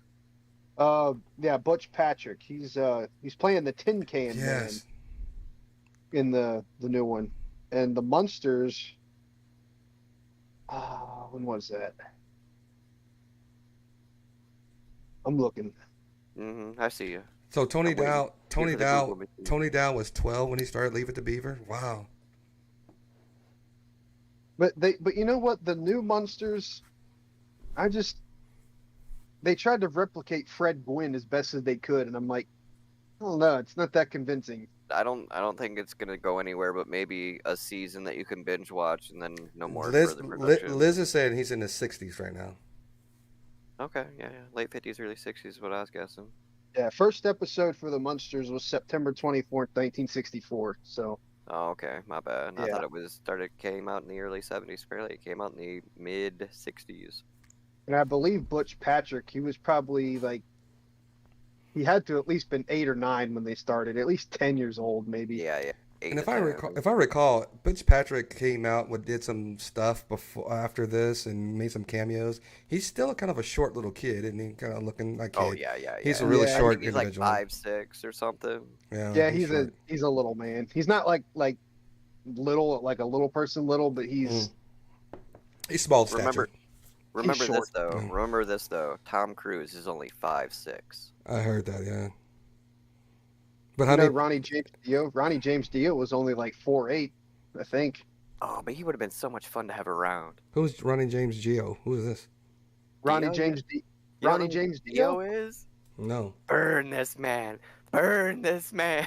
Still have Rainbow in the Dark? You never heard the song Rainbow in the Dark? He was Ronnie James Dio was originally part of Black Sabbath before he split up out of there and went on his own solo career, and then later Ozzy Osbourne split out of Black Sabbath and went on his own solo career. But he was basically the knockoff brand Ozzy Osbourne. Oh, okay. Well, Ozzy Dio came after Ozzy because Ozzy started with Black Sabbath, and then they hired Dio shortly after. Learn something new every day, folks. This is why Drinks and Discussions is so important of your weekly dose Ronnie's of dead information. now, right? Yeah, he died back in 2010. He had stomach cancer. Yeah. Gonna say, But I'm pretty sure he's dead. He was short, man, but he was a fucking giant in the metal world. He was just. From my understanding, he was a firecracker everywhere he went. He totally had little dog syndrome. Well, Fred Gwynn was tall because he was a really tall. Because he played in what was that old TV show that Fred Gwynn as Herman Monster played in? Some cop show. He was in a cop show. Conversation guy. He was also in Pet Sematary. Oh, I didn't know he was in that. But he was sheriff. He was a Cemetery. He wasn't the sheriff. He was the old man at the house. So he was 6'6", but then he was wearing platform heels to play Herman Munster that made him even taller. Yeah. Yeah, those 6-inch heels to bump him up to 7. And now listen, you can say whatever you want about Tom Cruise's height. I'm probably not going to have anything to say because I happen to be a Tom Cruise fan. I like Mission Impossible movies. I like Top Gun. I like just about almost everything he has done. His body of work, without a couple of missteps here and there, I think he has been a phenomenal actor. I like the sci-fi stuff he's done, not necessarily the fantasy, but the sci-fi stuff. That cop show you were talking about was called Car 54. Car 54. Where are you? Yep. Car 54. Back in the where are you? Dragnet era. Car 54, Dragnet. And My Cousin Vinny. My cousin, he was the judge. You're right. He played the judge. Yes, he was the judge. I got a head full of useless information. And he That's was one the of my farmer. favorite movies. We were built for Trivial Pursuit, Oh and my then it God, never yes. went anywhere. No, Trivia Pursuit was like hot for a good 10 years. Oh, I know, right? It was the thing to just know things, and then the Yes. internet came along and said, "Yeah, we don't need you Mhm. anymore." Nope. Trivia is out because you can use your phone. You can use anything else to find it. You can just literally say, "Hey, Google." Excuse me, Mr. Call Me Sir. Black television has exploded in the past decade. I'd say in the last more than quarter that. century. Yeah, it's been a long time. Yeah. BET is at least 30 years old now, right? I'd want to say Right. it's been longer than that. I think it's been longer than 50 because, No, and I remember when BET came out. It's got well, to be like 30, 32 years maybe. well, come on, Jake. Jake, you're Yeah, come on, fact checker. you're Use that the Google machine. you're the actuary. Pull up the We're gonna numbers. make you use them fingers. I'm the Google man. Big Jake now, the Google man. Absolutely. What were we? When did BET begin? Yes. Yes. And you know what, Flaky Jake? He is a good actor, and I'm not a big fan of him personally. Of course, not even close. Who? Tom Cruise with the Scientology Oh. crap. Nah, You see, I differentiate between people's personal lives That's and people's exactly. professional lives. That's I right. love the guy professionally. I don't give a crap about And anything personal. personally. That's all his life, and between him and the courts and whatever happens between whatever. Has Unless nothing to do with me. it comes out to he's violent toward women or does something toward children. Outside of that, I don't care who you talk to, who you preach to, who you pray to. I'm still gonna watch your movies. I don't know. I'm not gonna lie. If it's a good movie, I'm probably gonna watch it, even if you are a monster. Yeah.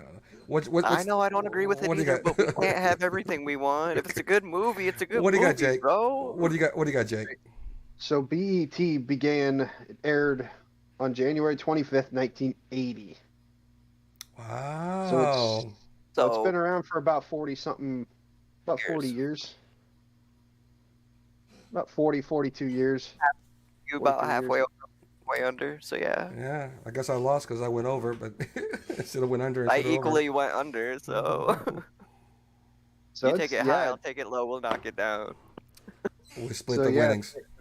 If they're trying to say black television has exploded in the last decade, nah, it's been exploded since 1980. So I mean, Yeah. Oh, I'm going to tell you, Liz, I'm not going to even talk to you about Chris Pratt anymore because you know how I feel about that guy. But, case in point, I was in the hotel room and I was just flipping the channels. And one of my, I don't know why I like it, but I like it. I'm not going to say it's my favorite movie, but I find it entertaining. I saw the one where he's the dad, the father of all those children. Vince Vaughn's the father of all those children. And Chris Pratt's in it. And I keep telling people, Chris Pratt was a Joe Schmo, round, fluffy, short guy. I don't even think that he's all that tall. He might be No. 6 foot. He might be the same height. No, he's not 6 foot. He's like 5'8" maybe. Chris Pratt? Yeah, you're talking about the dude from Guardians of the Galaxy. Yeah. Yeah. he was in the Jurassic World movies just recently. Yeah. I'm pretty sure he's only He's like not that tall. 5'8". Yeah, I don't know. Look it up, Jake. Let us know. How tall is Chris Pratt? Hey Google, how tall is Chris Pratt? And by the way, Liz, Marcus is My actually bad. That dude traveling. is 6'2". Is he? So there you go. According to Apologize. Google machine, he is 6'2". Apologize to him. I don't know, bro. He looks short because Vince Vaughn is so tall. Dude, Chris Hemsworth is 6'3". Yeah. Oh yeah, he is. Yeah. Dude, have you seen Now- like? We all know what he looks like. Have you seen that dude's legs? Like before he actually started buffing them up, it was Mhm. comical. He was skinny before he started. Yeah. He was cut, but he was skinny. He had Mhm. lean meat on him. Yeah, He before didn't have that Thor. bulk. He didn't have that bulk on him. He was lean cut. Yeah, before Thor and all that stuff, he was. He didn't look like that before. So I mean, And by the way, call me sir. I didn't watch the Beaver as they were making them. I watched it on Nick at Night. You can still watch Beaver reruns if you catch it on the right channel. And there was another one we had on here. Somebody else had mentioned Soul Train. I do remember Soul Train. Soul Train. Oh, Now, wait. Okay, so this goes back to another thing a question we had. So, what about Soul Plane? Is that a black movie? I mean, No, I'd say it was geared towards the black community, though. I think it was a black exploitation movie. Yes. I don't think I've seen it. Just because something is geared to a certain demographic doesn't make it a colored film or a But that's film what they're that you trying can. to sell it to.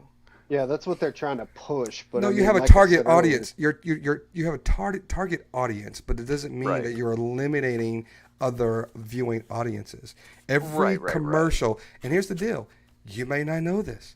You can watch a cereal commercial in your neighborhood, but if you go down a couple of streets or a zip code away, and you're watching the same TV channel, and the different It's commercial not. is going to be Yeah. on. Yep. It's called demographics, folks. They want to garner to the audience that are watching them in that demographic. That's it. And yeah, Soul Train was on a Black American Bandstand because American Bandstand at the time wasn't really good about showcasing artists that were of a minority level. Oh, no. But that goes back to being in a whole different era in comparison to what we are now. Realistically, it's apples and oranges now. Absolutely. It's not like we don't still have the same problems, but we are a lot better about it than we were then. Yeah, and sometimes you might could even be, if you close your eyes hard enough, you might even say that, we're blind to a certain degree of some of the injustices that we may otherwise be flaunted in our faces. Because, Right. if you just not necessarily overlook it, but you know what I'm saying. I don't want to get back into the race thing because it could go and go and go and go and go. And I don't want people to think that. And it will. I don't want Just people go to. and go and go. I don't want people to think that we're some type of race baiters or someone here that's always constantly trying to play the race card. It's just an understanding, folks. Just trying to understand people's perspective and what's going on in the world. And Megan had to go. She had a prior commitment. This is not our normal Tuesday session, so she has other things to do. She was kind enough to lend herself to us for a few hours, and then after that, she had to go and take care of her other prior commitments. Liz keeps asking if any of us have ever read Black Like Me. No, I have not. Anybody else? I can't book. say that I have. I assume you said the book title was Black Like Me. Black Like Me. That's what Liz was asking. She's asking if any of us have ever read it before. I don't think I have, Wait. actually. People still read books? The name sounds familiar. Look, man, No, I I just- haven't read it. I just read a don't book think every of- night before I go to bed, and I read books. That's the only way I can go to sleep is by reading. Does the comment section count? I listen to audiobooks sometimes when I'm at work. Does that count? It does count. Just listen to it and play what's going on in my head, you know? That's good. That counts. Well, but anyway, honestly, no, I've never read that before. I might have to check it out. Well, I want you So, guys to check out that book. I want you guys to actually, I want you to watch two movies if you can. The Debaters, and that's with Denzel Washington. And also, there's a movie with Kevin Costner. And I think it's called Black and White. It's a great movie. I don't know if it was, a critical success. I think it got some good reviews and some really critical acclaim. But Black and White, I believe it's named by Kevin Costner, with Kevin Costner's in it. And then The Debaters. If you guys can, not everybody has to watch both of those movies, but if you watch one of them, let's discuss and see what you think about them on our next podcast. What are those movies called again? The Debaters, and what was the other one? Okay, so look Black at and White. Black and White, Kevin Costner. Black and White. And again, if you're not sure, if you know where they are or what to find them, and you would like to have access to my Plex account where they both are, Yeah, stream it to you. send me, sign up for Discord, or not Discord, sign up for Plex. tell me what your username is on Plex, and then I'll add you to my library for 24 hours or 48 hours so that you can watch it. Yep. Homer Frogbottom, hello. Good vibes to you. Glad to see you. And for those of you that don't know what a Plex box is, think of it like a DVR that you can divvy out access to. So what now? I said for those that don't know what a Plex box is, think of Oh. it like a DVR that you can divvy out access to. Right. So that anybody can access the library of what's there. Right. What's it called? A Plex box? Plex. Plex is Plex. the name of the app. Yeah. Or software package, yes. Yeah. You can do it on your, if you've got a smart TV, there's an app for it, or if you have a computer, just Plex. And I think it's Plex. Like a personal and it might be Netflix Plex. server. It might be Plex.tv. I think you can just find it under Plex.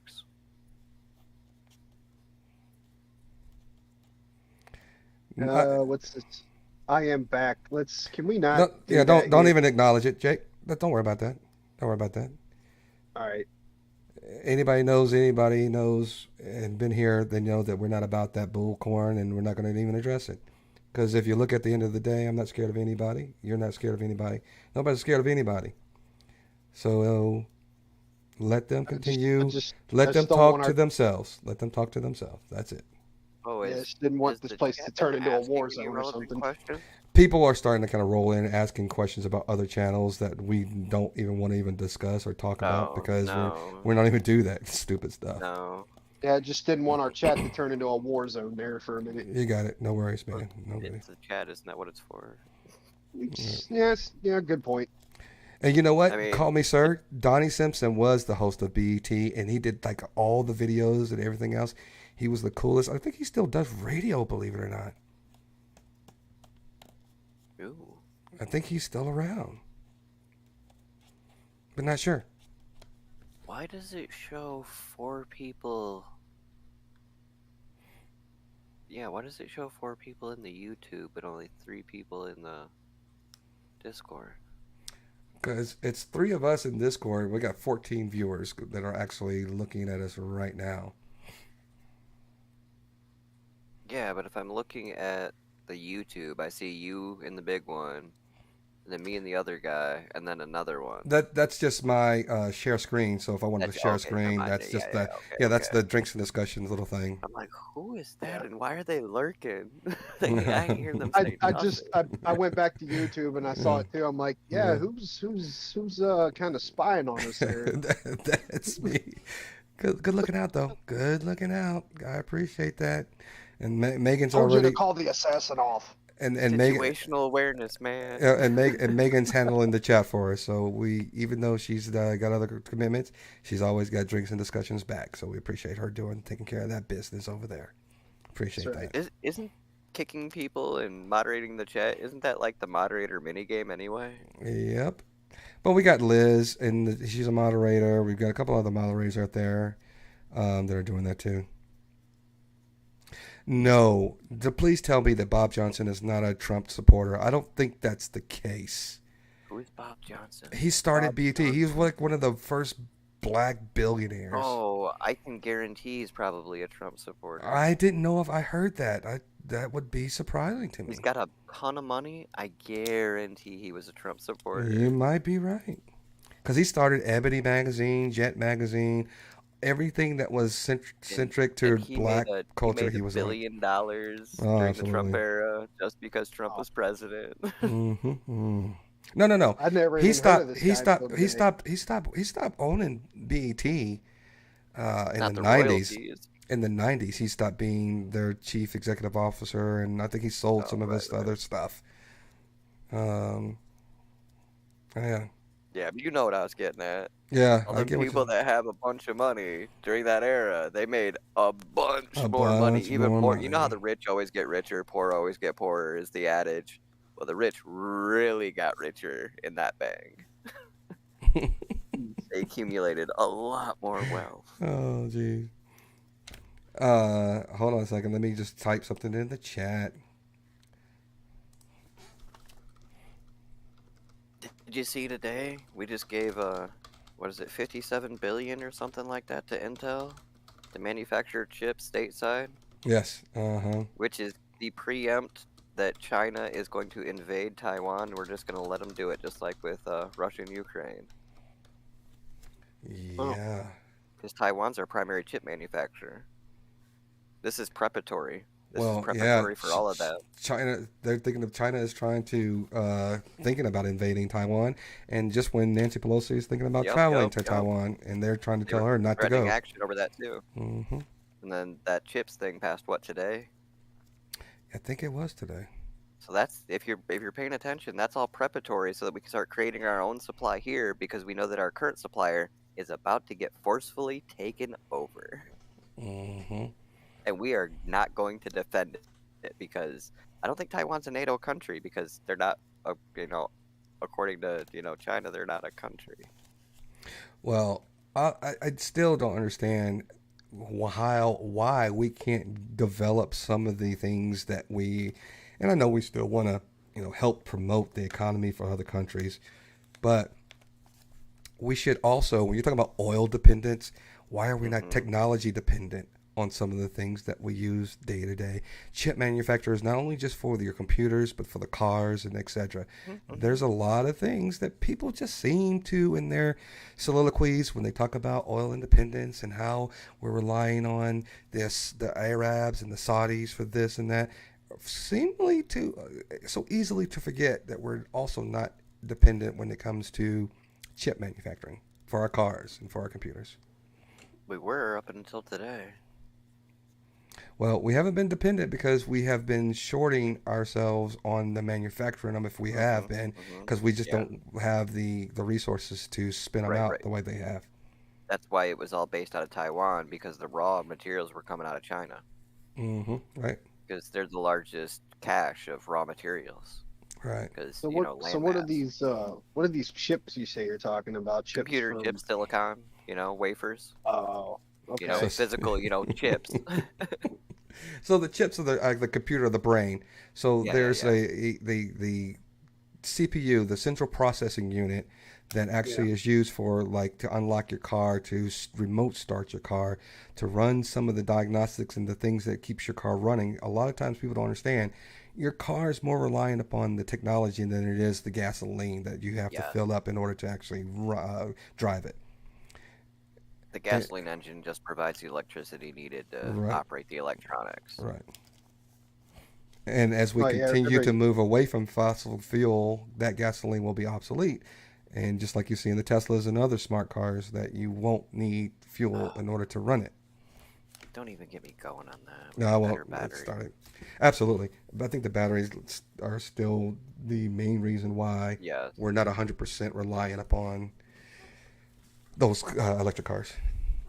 Dear government, if we could hurry up and switch over to the John B. Goodenough glass battery instead of the lithium-ion battery that we've been mass producing for the last 30 years, that would be great. But by the glass battery has 100 times more storage potential. So by the time that happens, then we'll all have those personal planes that people are still trying to manufacture that get you there faster in the air than it does on the ground. And the John B. Goodenough glass battery is also a compatible platform for the nuclear carbon battery. No, we're not doing the nuclear because nobody wants to do that. No. It's trapped nuclear isotopes inside of carbon. Yeah, if it becomes unstable, then what happens? And they already have problems. It's nuclear waste. You make it from nuclear waste. Oh, okay. Well, I didn't know that. Huh. And that's the thing now that they're trying to. Yes. Pull into play. Well, we already do it. It's what powers long-range spacecraft. Where's Nick when you need him? So basically, it's like a fuel cell instead of using gas. Think of it like a forever battery. Right. It's going to constantly give off this charge for a nuclear shelf life of hundreds of thousands of years. So you ain't got to worry about is it ever going to go dead on me. Well, they could do that. Great grandchildren are going to have to worry about that some other. They could do that on lithium batteries. They can extend the life, but they're just like razor blades. Why would you make one that lasts forever when you can have people rebuy them? Because every they're week finite resources and you're burning them up in mass. No, it makes the bottom line. It makes me money. So why would I? This is why I don't agree with capitalism. It's like the Krabby Patty with SpongeBob. Why would you actually share and have someone else be able to make some money, rather than keep it all for yourself and just give people what they want? So does anybody know what's so special about Krabby Patties? The What makes them sauce. special? It's No. the sauce. No, it's not. It's because SpongeBob's mixing them. Yes, it's SpongeBob. It's because SpongeBob makes them. Oh, it's because they're made up of ground up plankton or something like that. If Plankton would literally just bring SpongeBob over. Remember, SpongeBob's the antagonist, so he has plot armor. Everywhere he goes, the show must follow. He's going after the wrong target. Hey, he actually did try that in an old episode from way back in the day. Yeah, I Yes, can he see did. being a little shtick. Well, Plankton lost a card game or something with Mr. Krabs, and he traded SpongeBob, and that's when Mr. Krabs That's was gonna close exactly up the right. Krusty Krab. That's exactly right. And SpongeBob just kept putting it off. He's like, "Make me a Krabby Patty." He's like, "I don't feel like it." It's like he was stalling. He wanted to get fired or get back to Right. the It's like, I don't want to work here. I want to work at the Krusty Mr. Krab. Krabs. And at the end of the episode, Plankton's like, "Here, take him back. I don't want him anymore." Yeah, but so he was sandbagging. I'm saying if SpongeBob had actually just crossed over and applied himself and everything else, I'm just saying it just would have happened. Yeah. But All right. still, that's not the premise of the show. They just wanted. I know. Yeah. Okay, I was getting ready to say, let's wrap it up until FAQ just said something about the New York PSA. Did you guys see that? Yes. No. Except God. so if there is a nuclear strike, you know where it's gonna hit, right? Where's the only place that government is willing to let go of that would arouse enough people to do California? something? No. California's too valuable. You don't want to mess that up. That's our hub. That's how we get all our ports and stuff. That's how we get all our goods out of there. No, they're gonna let go of Detroit. Well, first of all, into. you can't hit Detroit without Michigan and all these other states around. And I'm not sure if you're going to have a missile strike, a nuclear strike, go all that far without some type of intervention overseas that will stop that. I have never seen that we're actually capable of actually doing something of that nature. I think that's the kind of science fiction-y that we let people talk about. I don't think the actual capability. So let me stop real quick. So there was a New York. People don't know who the New York PSA is. There was a commercial, if you will, a public service announcement that was telling New Yorkers how to react in case of a nuclear bomb. Or they didn't say bomb, nuclear strike. Like, that's what the language they Right. use. And so there should be some kind of wash your clothes if you're outside. Come in directly and wash your clothes. If you're inside, stay away from the windows and make sure you're, in the lower part of your home or unit or wherever you're at, the lower floor. It was cringe worthy, and then everybody's like, do they know something that we don't know? What's going on? They do. What does this have to do with? Oh, and it also depends on how far you are from the blast. Like and it depends on the size of the bomb. Like if you're a bomb that has like a 30-mile radius and you're within that radius, you're going to be incinerated, or the blast wave alone is going to just rupture your insides. Or if you're in a building, it's going to level the building you're in. So And you're squished. yeah, either way you're screwed. Or Now, you're underground and it collapses everything because of the earthquake, the shockwave, because it's traveling through the ground, not just above. Now, if you're outside the radius, it's still possible that nuclear fallout could travel through the air and just start landing wherever you're. Depending on which way the wind's going. Yeah, That's very true. And it was similar to a tornado video, and none of it made sense because it would wipe all communications out. The power lines would be down. You couldn't communicate with anyone, like Liz is saying. It just made zero sense to me. And Here's the question. And it made me wonder if someone who was like trying to troll New Yorkers made this to make it look like it was a legitimate PSA. But I think they actually fact-checked it and said that this actually came from some group that were legitimate. Now, here's a question for you guys and everybody in the side chat. What would you think would be a worse way to be attacked? An EMP strike or a nuclear strike? EMP. Brian, what do you think? I think EMP. Yeah, I was thinking the same thing because an EMP strike basically fries anything. Like it can fry anything so small as a watch. You know, Anything even electronic, anything that has a Yeah, it's all. chip in it. Yeah, Tubes are fine. Tube-based technology, if you still have some old school ham radios, old school amplifiers, those tubes will work tube just as TVs, good. tube Yeah, they will TVs. still kick it, no problem. Except for but you the wouldn't thing get is, you wouldn't get a signal from the antenna. Exactly, because it's but the thing fried. is, it'll fry all power grids and anything like say water treatment plants or Oh just yeah. They and stop. anything, yeah, stuff like that. And then you're, But I mean, you can repair it. Don't get me wrong, you can it repair takes it, but time. you'll have to find the parts, and So the reason I say EMP over the nuclear strike, the casualties are mostly, the mass of them are instantaneous. yeah, they're While just like the gone. EMP strike, there's still going to be just as many casualties, except we're going to be doing it to each other in the mass fray that ensues. Especially Yeah, the it's, larger the population base. Like, if all of New York, if all of Long Island went out at the same time, dude, it's going to be a free-for-all for anybody that's left. People rushing in to try and help and be saviors, and people just trying to get the F out of there. They do not care. They will yeah. run you over. They will trample you. They do not care. Wait a minute. hmm Fuck you is saying he has a bat and crossbow if he lives. He's ready for that, and that they had the video playing at gas pumps in New York. You've got to be kidding me. So it was a legitimate PSA. Yeah, I'm pretty sure that's what it came Wow. down to. I didn't Crazy. hear about it Or till just something, now. but it was a legitimate PSA. You got to watch it. Look, you should be able to find it on YouTube as well. That lady is probably famous right now for doing that PSA. What's it called? The New York PSA. New You can York say nuke PSA. yeah. You'll probably find it through Google. say nuclear I'll- PSA. Yeah, I'll check it out. That sounds pretty serious. And you would think that if they're going to strike somewhere, wouldn't they start with like the Pentagon or the White House or somewhere like that? Why would they start with It's all somewhere the like same New York? area. Yeah. For a nuclear strike, depending on the megaton blast, it's all the same area. I'm telling you, New York knows something that we don't know. They're like, this whole thing is going to hell in a handbasket. How many silos would you guess are in one of your states right now? Just any? Do you think there could be possibly anytime you drive over somewhere, it's possible you could be driving over a nuclear silo? What do you think about that? And Driving that's over? No. No, but so here's the deal in Dallas. I know that, for instance, there's a lot of underground stuff in Dallas. Even though we don't have basements or anything like that, but if you go downtown, you can go under buildings. There's shopping that you can go to. There's restaurants and all those types of things that you can actually go underneath the ground in order to find shelter.